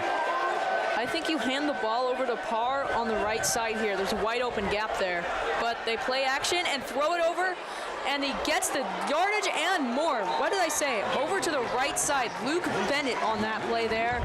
That's exactly what they needed. They saw that gap open on the right side, able to pass it over, get some yards. Great play for the Monarchs to start this drive. Luke Bennett was one of their best younger players last year, and we continue to see him show out for the Monarchs. He's been a great complement to Jonathan Harden on the outside as a number 2, maybe number 3 wide receiver we've seen on the Monarchs. Yeah, great play there. Getting a drive starter. And the Terra shotgun pass has time, throws over the middle, and he just fell down. Jonathan Harden, first miscue of the night. He had him open the middle. It was a good pass, but Harden just fell down and slipped. Videra could not complete that one. There was a slip from Jonathan Harden, and that's unfortunate. Those happen from time to time, but you really needed that if you were the Monarchs. Getting a strong passing play from the Monarchs. Yeah, just not something you want to have there if you're the Monarchs. And Patera hands off and gets around 4 to 5 yards, and it'll be 3rd and 5. Tackle was made by Amanu Nasoin. And now, what do you do here? I want to see... And go over the middle. Sorry for cutting you off, but I want to see Videra. And I want to see him throwing a deep pass over the sideline. Recreate a play that you saw on the other side with Lincoln Southwest with Kevin Richardson. See if you can make that yourself. Patera throws, and he's caught. 6-yard gain by number 6, Malachi Emish, with the play. Able to move the chains there, exactly what you needed. And now they have 1st and 10 inside the red zone at the 16-yard line. RJ Videra has had an incredibly, I would say, strong second half so far. And Messi has been much more accurately been targeted than the past few times. So we look to see Messi continue be targeted here.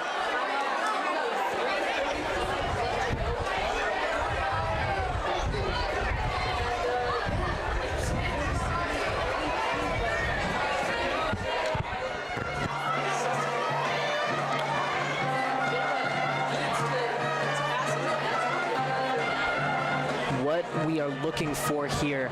I think we see either a run to the outside, or you throw a deep ball into the end zone to either a Messi or Harden, whoever you think can give you the best possible chance to get that ball.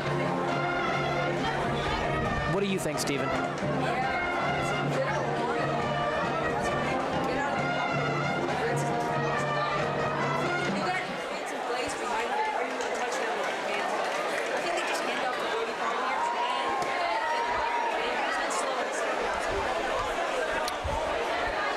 I agree. We need to see Brody Parr get more action if the Monarchs want to come back in this game and win.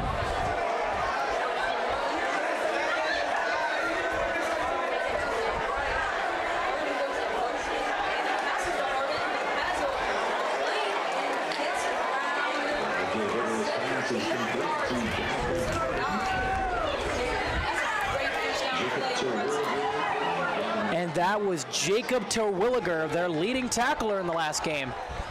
What a great drawn-up play. That was not at all what I was expecting. but I am thrilled if I am a Monarchs fan right now. I'm in the stands going, this is what we've been needing to see all game. Trick the defensive line.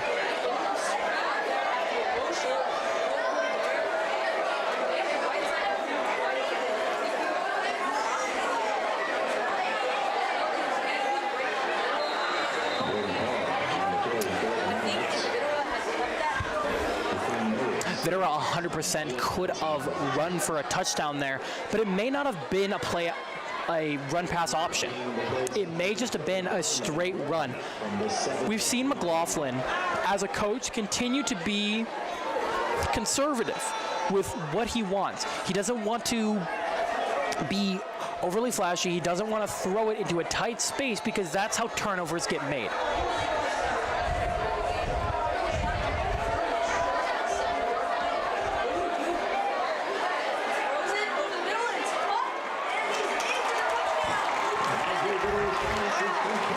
Luke Bennett. Luke Bennett, what a great play. And that takes a lot of strength to shake off another high schooler like that, let alone a guy who's like 200 pounds, like a linebacker or a defensive back.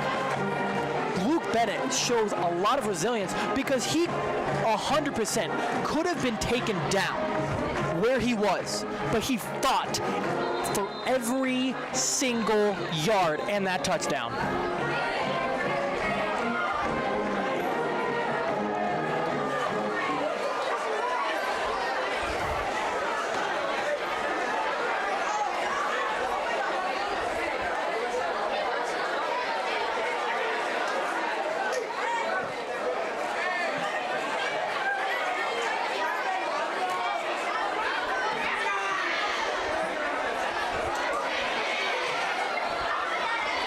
Here's the call.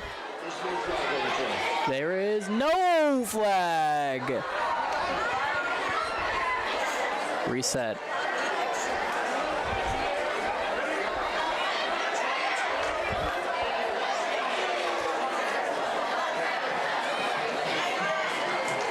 The kick is good. 2:04 left in the third quarter. Your score. The Papillion La Vista Monarchs 16.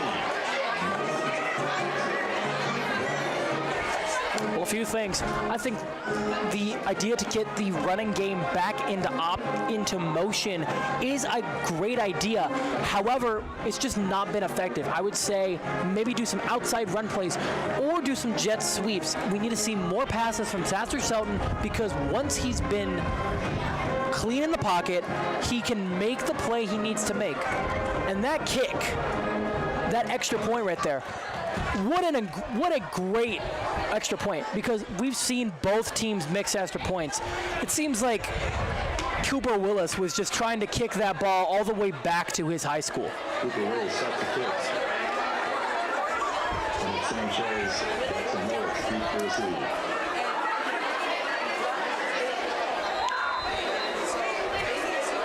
Willis kick.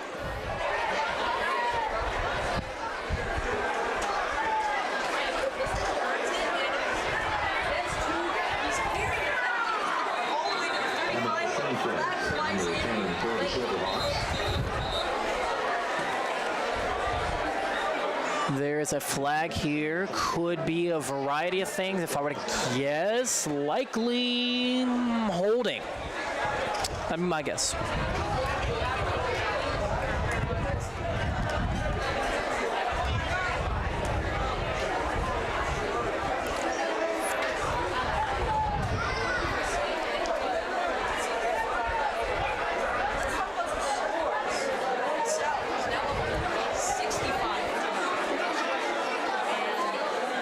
What a dominant performance from the kicking team. There's nothing.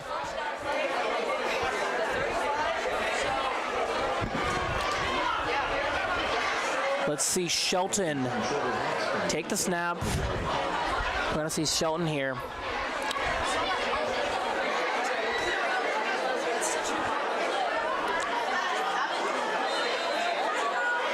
We want to see that again.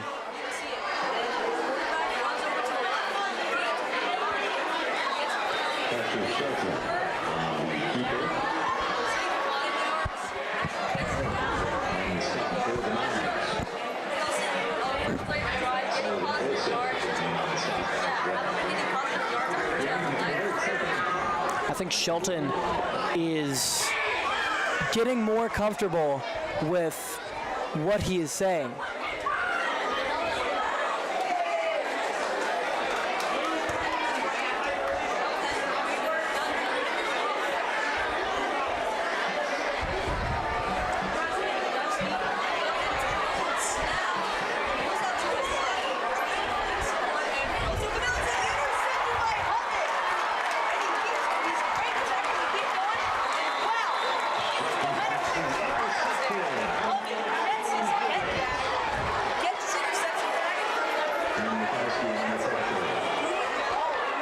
What a great play by Cohen Hovett, breaking on the pass, and kind of bad vision there by Thatcher Shelton.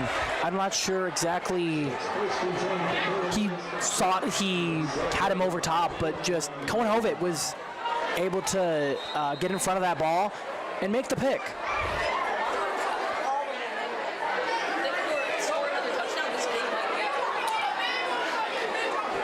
There is still a lot of gain to play. We still have an entire fourth quarter to play, but you never know.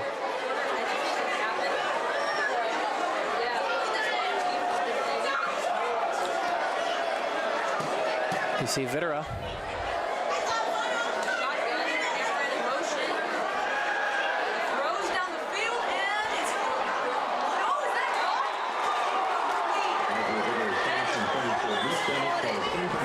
No, that is a catch. They did not catch it.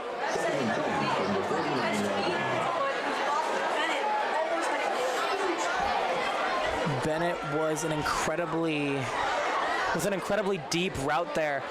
Strong play.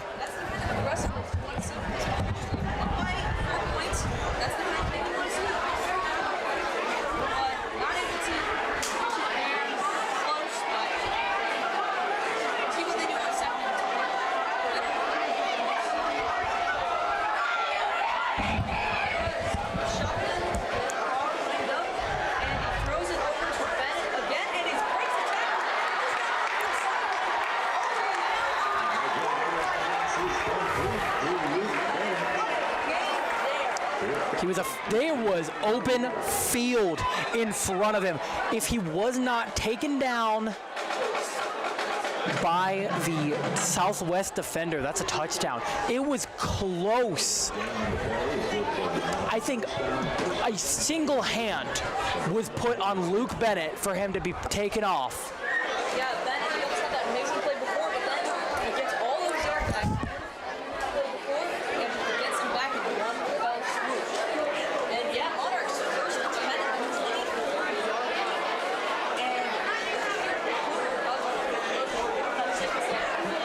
This game has been close. Monarchs are up. 100%. We see the Monarchs starting to have an offensive rhythm here, and it hasn't been with the running, which we've needed to see Vitera have more consistent passing. So we've been seeing that, but the run game still needs to be there. If Vitera is going to continue to make the passes he needs, I would not be surprised if they continue to lean on him throughout the rest of the game. However, Brody Parr is not a player you cannot get the ball to. He needs to get the ball because he will game wreck.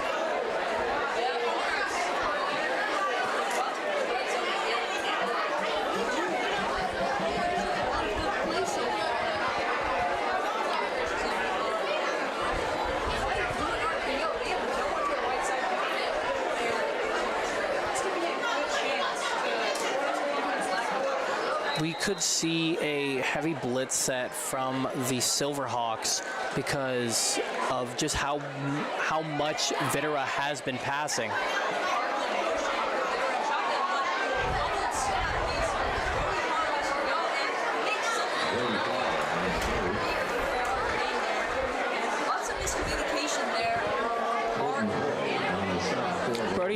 Brody Parr is a guy that I like to call a backfield Houdini. He can make anything work. Even in a tight situation, he somehow finds ways to make open field. He gets into the open field, and he can run for extra yards when it seems like there's nothing there.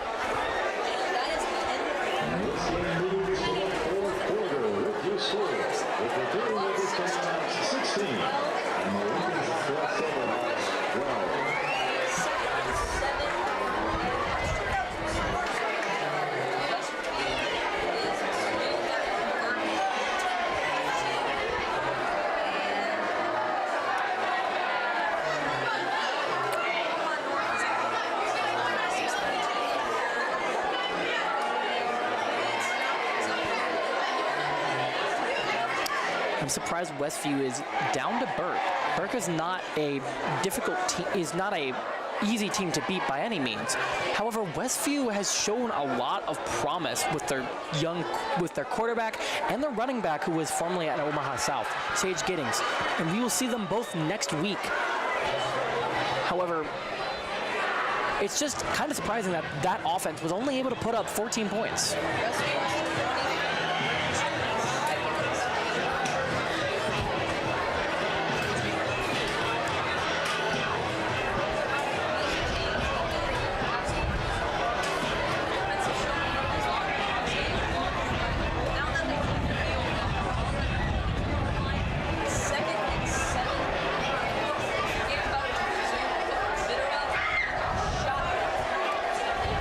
Silverhawks cannot let a pass over the middle happen. That is the last thing you need if you are on this defensive front.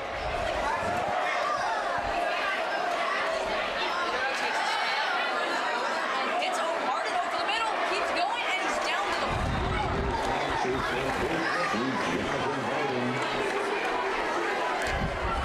That was literally the exact thing I said that cannot happen.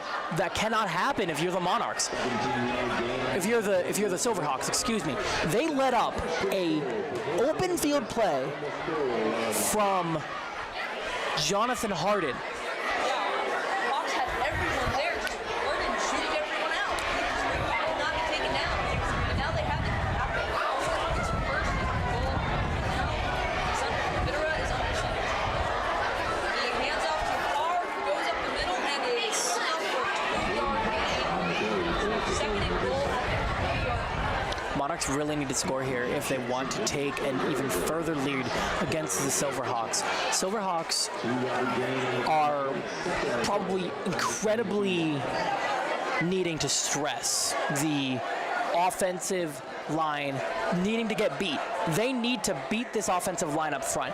Everything starts there. If they can win, they might have a chance here.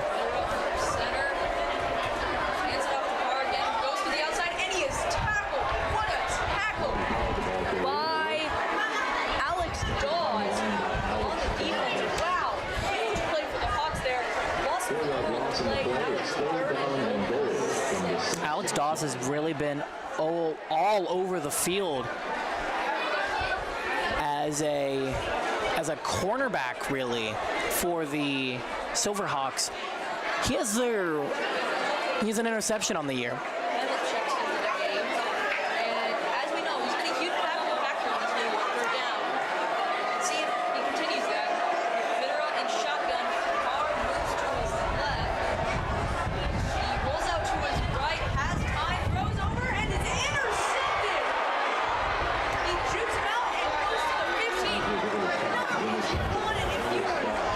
And what did I just say about Alex Dawes having an interception? That was a strong play there by Alex Dawes. Saw where the ball was, did not even think about it, went straight up, had his eyes on the ball. That is one of the biggest mistakes you see from a cornerback. They take their eyes off the ball and see where they need to run instead. Alex Dawes comes down with it, and that's a huge turnover for the Monarchs. Yeah, Videra.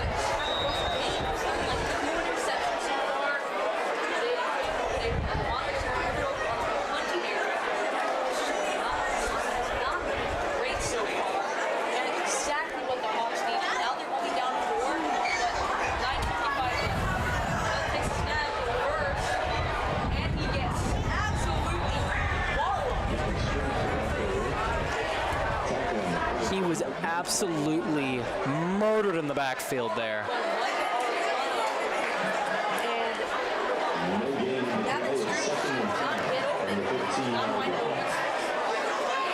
Well, he had a hole there. The issue was that it collapsed. He had it, and Micah Ariano just laid him out, put him 2 feet in the grave. What a great play there by Ariano.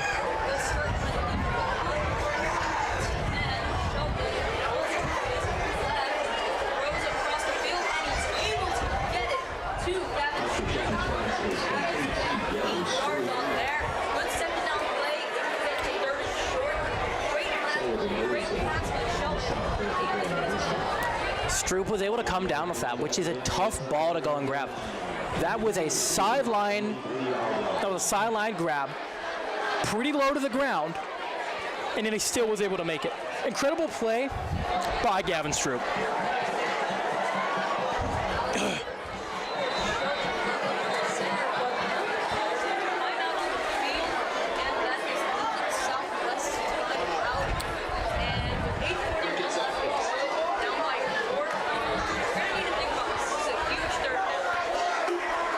I don't think there is a argument whether what you should be doing here. Go to the players that are hot. Gavin Stroop currently has been the target on 2 plays in a row. He is clearly hot right now. Why would you not go for it? I am not sure. Why would you not give it to Gavin Stroop? I feel that's where this is going. If they run up the middle with Luke Mitchell, it could work. I just am not sure of the offensive line's ability to block and allow Luke Mitchell to have the space he needs.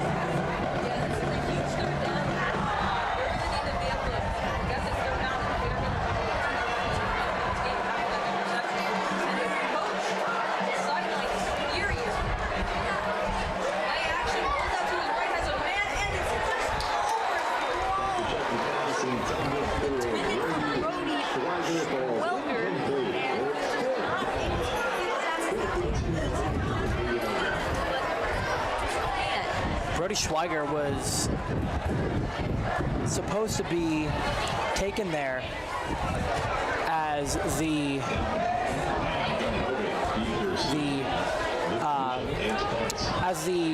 Monarchs were playing. It just was not able to get where it needed to be. Mitchell, the punt was almost blocked, but it's a high punt, and it is out of bounds at the 46-yard line. Actually, no, at the 45-yard line of the Hawks. So the Monarchs are going to have good field position. Let's see if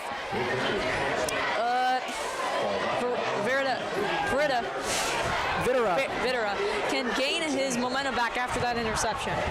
Yeah, the Monarchs have a pretty strong field position here. Right at midfield, you've got 8 minutes. You are not in much of a rush here to score, and you already have the lead. The Silverhawks need to get 4 in order for them to even be in this game. Yeah, if you kick a field goal here, if the Monarchs, you're still up by 7. It'll be a tie game if the Hawks can score a touchdown, but you want that 2-possession lead in the 4th. That's a huge factor in this game. So Monarchs, they want to score a touchdown here. Shotgun formation, hands off to Parr, who is stuffed for a 3-yard loss. Evan Robinson with the stop there. And that is the problem we've been seeing as of recently. This second half version of Brody Parr. He has not been able to find the space he usually does and get the plays necessary to allow the Monarchs to have a strong run game. The blocking for the run was so strong earlier, but has just not been there right now. We're going to see if the Monarchs continue to try to run with 7 minutes left. Videra in shotgun again with Parr lined up to his right. Inside zones have not really worked to their favor so far. And they play action, throws to Bennett, and he is stuffed again for a 2-yard gain. And now it is 3rd and 11 with 7.5 minutes to go. And what do you do here? If you get around, say, 7 or 8 yards here, you get to have, you could go for it on 4th down. Like, you might only need 6 to 7 yards here to get it. Cruz Lockhart put it right in his chest. What a great tackle there. You can't ignore that. He goes deep, and he has Harden wide open downfield. Touchdown! What a huge play! And that is what we've been looking for the entirety of the game. No flag there. Jonathan Harden gets open down the seam. Wow. What a play by the Monarchs. Busted play on defense from the Hawks. First time we've seen that all game. And Videra just able to hit his man downfield. Perfect touch pass. And Harden able to get down there, and a huge play to take a 2-possession lead over the Hawks with 6 minutes and 56 seconds left. Jonathan Harden Jr. is incredibly great as a receiver. He's fast and he can catch well. I'm surprised they haven't used him more. Extra point is good, and is now 23-12 Monarchs. Wow, what a change of events. It was 3rd and 11. The Hawks looked like they had all the momentum on defense there and just busted coverage. Absolutely. We saw the Hawks defense just completely get demolished by that play-action play from the Monarchs. Videra found Harden and was able to get the long touchdown they've been needing the entirety of the game. Yeah, what do you do if you're the Hawks here? You know, you only have like around 7 minutes left, and you don't know what to do. Hawks really need... They really need a quick touchdown or a quick field goal at the very least. I was going to say the Hawks really need to have a strong passing session from Shelton. If Shelton is accurate and they can find, and his receivers can find space, like they've had moments of in this game, Southwest 100% could scare the Monarchs. Short, high punt. Now kick, and that could be recovered by the Monarchs. And it is not great fielding there by the Hawks. Let's see who has it.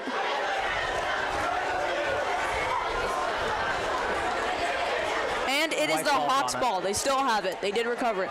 But lots of miscues there. And back to the Hawks offense. If they're going to need to succeed here, they need to start taking some shots downfield, giving their guys a chance, giving Kevin Richardson a chance. He's only appeared once in this game with that 31-yard touchdown, but other than that, he's been a ghost. And I think the use of Kevin Richardson is crucial for the Silverhawks' success. If they need another deep play, which they definitely do, Richardson should be the guy. Stroop has played great. However, Richardson just has next level speed. Shelton in the shotgun drops back, rolls to his left, flag on the play. He's taking a shot like we said, and that is intercepted again. Jack Jelinek with the interception, and a 4th interception, or 3rd interception. But wow, what a play there by the defense. There is a flag on the play, but this has been a declined play. It was holding on the offense, but this is going to be declined. That ball just did not have the air it needed. And this game might be over. The Monarchs, if they score another touchdown here, this game's over. 6 minutes can be enough for the Silverhawks to make a play. You've seen their defensive backs constantly pressure RJ Videra into throwing to tight coverages and causing incompletions and even interceptions. Videra's had 2 interceptions today. Yeah, and because of that, I think they might just stick it with Brody Parr here. Burn clock, burn timeouts, and Parr has been consistent all game. He can get first downs all by himself, so I think they might just run it to him. He's been a little quiet this second half. We've heard his name get called a few times, but he's not been busting for the same amount of plays he's been doing the rest of the game. Videra in shotgun. Man goes in motion, hands it off, and he gains around 2 to 3 yards.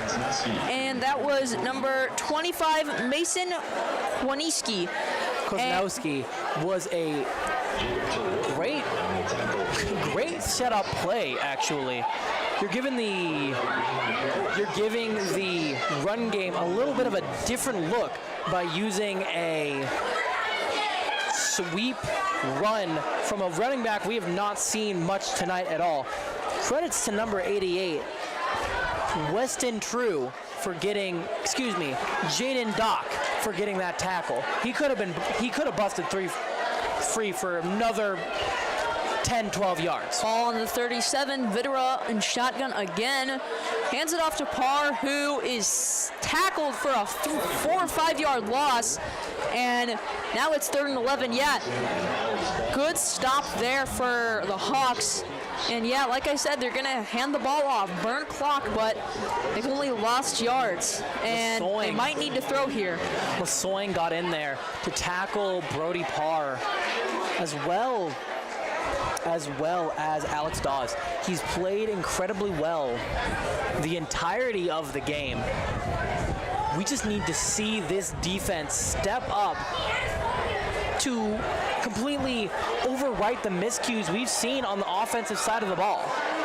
Videra in shotgun again, and whistle has been blown.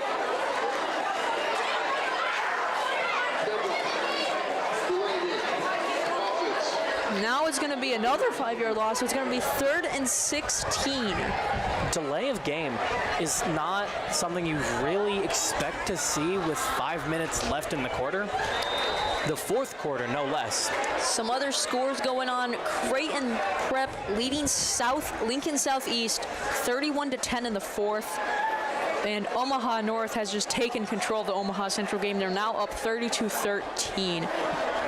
And now Videra is in shotgun, and they might have gotten the Hawks to jump here. Offside, yep. Well, they just gained those 5 yards right back. Still 3rd and 11. Silverhawks 100% jumped, and they fell for the bait given by Videra's hard count. Now that it's 3rd and 6. Now with 3rd and 11, it's 3rd and 11.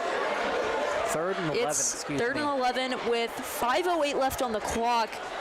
You need to get the stop here if you're the Hawks. If you want to have any chance in this game, get a stop, get a quick field goal / touchdown, or you just need to do everything right at this point. You can't have any more mistakes. He rolls out to his left, throws, and it is incomplete. Intended for Pamaran on the right side there. He's just not able to complete the pass, not able to throw it long enough, and 3 and out. Exactly what you needed if you're the Hawks. That was just a bit of a shorter pass from Videra. Pamaran definitely had a chance to go for it, but did not quite get to it just because of how low the pass ended up being. Pamaran really did not get to have a real chance to make that catch, because Pamaran, we have seen before, have incredible sideline presence in catching on just both feet. There's the line drive punt, and it takes a little bit of a bounce before ending at the 40-yard line, where that's where the Hawks are going to start with 4:51 on the clock. And with 4:51 on the clock, you saw what the Bills did last week against the Ravens. Anything can happen in football, but I don't know. The way the Hawks offense has been moving, I don't know. There's a very slim chance of this happening. The slim chance really just dies down to whether or not their passing attack isn't so shady. We have not had consistency within the passing game. Sheldon hasn't played horrible, but with 3 interceptions, you can't win a game. Yeah, we saw it with the deep pass last time. They needed to do that. They took some aggressive shots. It didn't pan out, but they're going to continue to need to make those shots. And Sheldon block deflected at the line of scrimmage and just incomplete, nearly intercepted.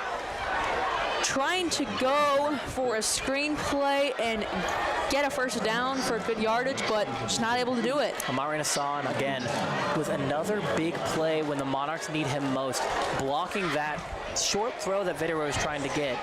Not Videra, excuse me, Shelton. Shelton was trying to get for the Silverhawks. Silverhawks, 2nd and 10, 4:46 left on the clock. Look for Kevin Richardson on the outside here on a one-on-one scenario. Shelton in the shotgun here. Drops back, he has pressure, and he's taken down. Number 26, Peyton Mills, coming in with the blitz. Free rusher, just took him down. Shelton had no time in the pocket there. Peyton Mills, what a play when you needed it most. A guy who has not been in the game as much for the Monarchs. We've not heard his name a lot tonight. But when you need him most, Peyton Mills shows up. Loss of 10 on the play there. It's now 3rd and 20 with 4 minutes left. Things are not looking good. They have 4 guys back there, and Peyton Mills coming in again with another sack. What a play!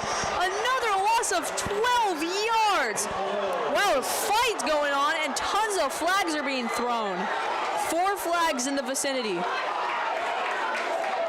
What wow. a strong rushing presence we have had from the Monarchs. If this is on the Monarchs, this could be an automatic first down. What could have been a 4th and 32 could be an automatic first down. We could see a variety of things. This Not could be just from the Monarchs. This could be offsetting also penalties. Yeah, we could see, I think, at least 3 different penalties could have been thrown right there. There was one before the tackles were made and the fighting began. So let's see what the ref says.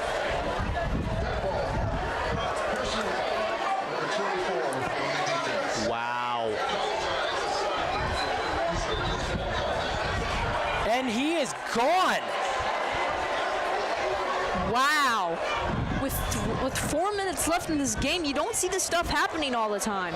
They kicked one of their better defensive players tonight, Armando Armas, out of the game.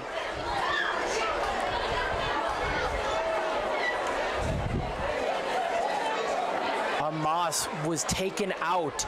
He's now disqualified from the competition and cannot play for the rest of the night. See him walking across the sideline there. Just had a huge game so far, and now it's an automatic first down. Huge blow for the Monarchs after having 2 Peyton Mills sacks. Just not what you want to see. Or is it for automatic first down? I don't think it is. I believe, at least gives them another down, but it pushes them up by... Is 4th and like 15. No, it is first down. Yeah, first down. They did change it to first down. Wow, huge mistake there. The penalty yards for Monarchs has been insane. 4th down. It is 4th down. It is 4th down and 14. And they are going to punt away. That shows the sign that this game is probably over. Back for Monarchs is Harden and Hovett again. And with 3:59 left to go in this game, I just don't see any comeback happening. Mitchell is punting. There has been 4 offensive penalties from the Monarchs. You cannot see that. And the punt is a high one, and it goes all the way down to the 1-yard line. Wow, what a punt by Mitchell there. And with everything that's happening, anything can happen. Jackson Mowitz. You could get a safety here. Jackson Mowitz ran down the sideline, and we've seen him have strong presence as on special teams, as he is their leading returner for the Silverhawks. What a great play by Sanchez, pinning him deep within their own 10-yard. Within their own 10-yard line. Mitchell on the punt there. He's had 2 not so great punts, but then 2 amazing punts. And this was one of them. he could strike you from anywhere if you're not paying attention, but now Monarchs have it with 1st and 10 at the 2-yard line. We could see a safety here. You never know. The defensive line needs to get pressure here. If they can't get that, then yeah, the there's Hawks, going to be they need to go back to their blitzes. monumental consequence. Hands it off to Parr, who gains 3 yards. Micah Jensen on the tackle there. And yeah, you're just going to do that. Run the clock. They're going to try and run the clock out with 3 minutes left in the game. You're going to see the Monarchs keep doing what they know best. There's an exact 3:09 on the clock right now. And counting down. 10 seconds left on the play clock here with Videra in shotgun. Parr lined up to his left. Hands it off to Parr again, who gets 0 yards there. 0-yard gain. And there. And yeah. McLean Timeout on the Millis. play. McLean Hawks. Millis got that tackle. Hawks trying to stop the clock, try and get another chance, but with 2:51 on the clock and the way your offense has been playing, I don't know. They would need to have a defensive standout performance here. Either a interception or a fumble or a safety. Any of those plays is crucial for the Silverhawks if they want to continue this game. They don't have a lot of time left. They have 2 minutes and 51 seconds currently left in the game, with the Monarchs still on offense. Yeah, Monarchs, they've been consistent on offense so far. However, this is a 3rd down. If the Silverhawks can stop it, then that gives them a pretty decent chance of punching something in. But with their offense, we really don't know.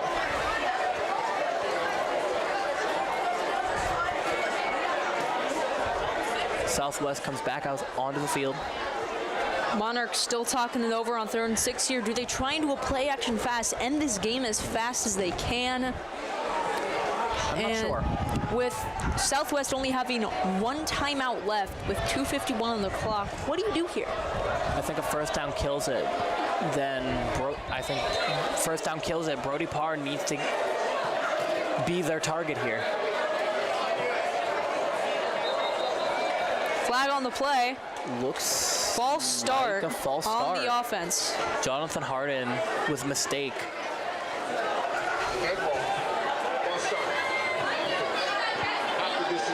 So they're going to be at the 2.5-yard line now. So, and you know that Jonathan Harden, as a receiver, is just so eager to get out there and go as fast as he can to allow his quarterback to make a throw, because he can get open. He is one of the best receivers, the best receiver on this entirety of the Monarchs receiving corps. 3rd and 10. And he runs over the field, and he has a lane down on the right side. He's keep going all the way down to the 38-yard line. Wow, what a run. What an amazing play there. Brody Parr, once again, being a backfield Houdini, but this might be taken back. There's a flag. Let's see. And the clock will keep running with 2:38 left on the clock. And there does not seem to be a flag on the play. Harden subs out of the game, and this could be the end of the game. With 1 timeout left, they might just kneel down here, but they might give it. Run a play. They might give it to Parr a few times. They're going to give it to Parr at least twice, allow there to be maybe a minute 15 left. 1 more 1st down, and this game is over. Parr goes to the left side, and he is stopped for a 2-yard gain. 2 minutes left in this game. Oh, actually, excuse me, 2:06. There is another flag. Flag flies in late.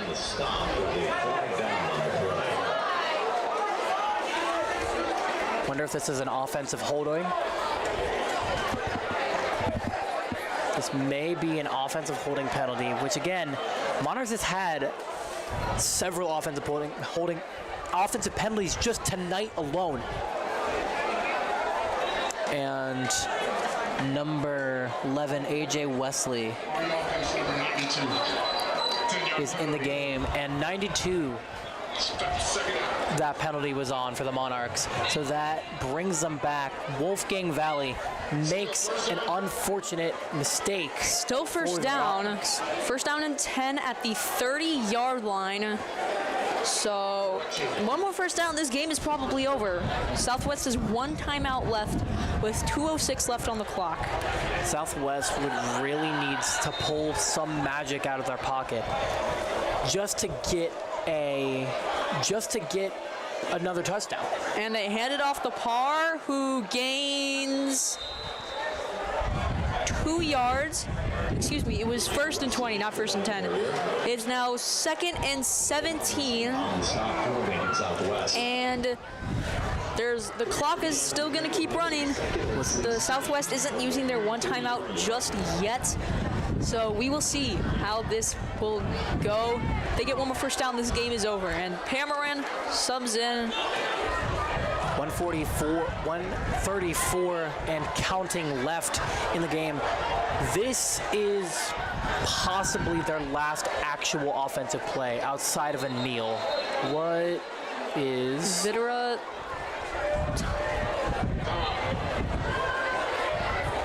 Coach McLaughlin called a timeout, trying to get a new guy. For the Monarchs. When this game with 1:22 left, this game might be over soon, but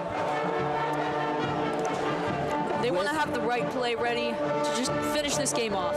Southwest has played diligently on defense. They've had a few busted plays,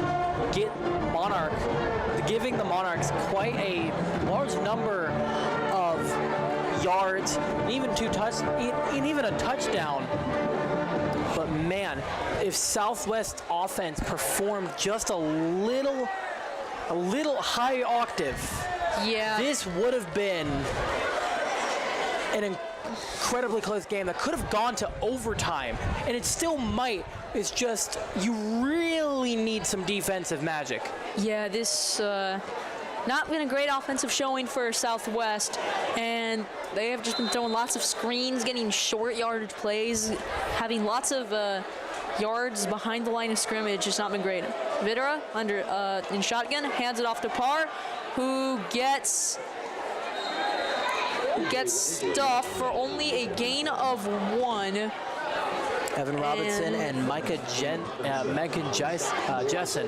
on the stop. Those have been the bright spots on this defense far, and they've gotten a few interceptions. They've gotten 2 or 3 interceptions on this team, but with 55 seconds left, you never know. It seems like the Monarchs may just kneel here. I don't see a purpose in Coach Treyewich calling a timeout. 10 seconds left on the play clock with Videra in shotgun with Parr lined up to his left. No, that's Wesley. They hand him off and they get 1 yard as well, and that'll be the end of this game. 30 seconds left. Actually, no, timeout. They called a timeout from Southwest, and with 29 seconds left, they have to get a touchdown, 2-point conversion, onside kick, and a field goal. Which is just physically impossible with 29 seconds left in the game. There's a lot of scenarios that could happen. It's not. I don't think that is one of them. It's not physically impossible, but the odds are very high. The Monarchs win this game, and we'll see what the play is here. You got to see the Monarchs put this away with either one more run or just a kneel. You could see them kneel this clock out with 29.2 seconds left. It's a high chance that Coach is just gonna say, hey, let's go to victory. Maybe one more run, and victory is ours. Hot take here, but do you fake the punt, try and run out as much clock as you can? No. Yeah, you're probably right, but you never know. But I would be surprised. They are going to punt it here. Tesla Heminger is out to punt. Heminger, excuse me. And he's out the punt, and a little bit of a high snap, but he gets the punt off, end over end. Gets it to it, and he gets down to the 48-yard line. Emmett Sanchez with 20 seconds left. They have to go 51 yards to get a touchdown, a 2-point conversion, an onside kick, and a field goal. Once again, you can likely get a touchdown or a field goal here. I just don't see a world where all of those things happen in 20.3 seconds. That is a scenario that is not fully impossible by technicality, but is incredibly unlikely. And to get that scenario, what I think you have to do here is, if you're the Hawks, you have to get in field goal range as fast as possible. If the Monarchs are playing deep like that, you have a wide open over the middle, try and get down, get that field goal done, and try and do that. And with 0 timeouts, incomplete to Kevin Richardson on the left side, and Shelton just not had a great game so far, throwing 3 interceptions and lots of incompletions that have just been short. Richardson had a pretty good chance to get on that ball. There was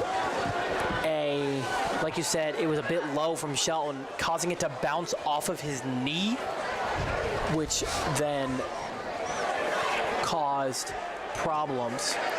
16.4 seconds as Shelton takes the snap, throws to Richardson on the left side, and he gets a good play, gets out of bounds at the 35. And with 11 seconds left, do you bring the field goal unit out to try and kick a field goal and then get the onside kick and then go for a Hail Mary? But it seems like they are not going to do that, and Shelton's going to stay out on the field. 20 seconds left on the play clock with 11 seconds to go. This has just been a rough game for Shelton so far. That one completion to Kevin Richardson back in the first, just been the only bright spot so far. And a fumbled snap. Shelton takes it, throws it to Richardson, gets it there. 6.9 seconds left on the clock. And now do they bring the field goal unit out? It appears not. They're going to try and go for the touchdown, but 3-yard gain in play, 2nd and 7. What can you do with... Ball is at the 34-yard line. What are you able to do with 6.9 seconds and half of the field? 6.9 seconds in a dream. That's all they have. But clock is running. Tosses it over the middle, and he gets down, and that is the end of the game. Good plays there, but thank you to our amazing teacher, Mrs. Becky Hogue, and our crew for an outstanding stream and all of their help.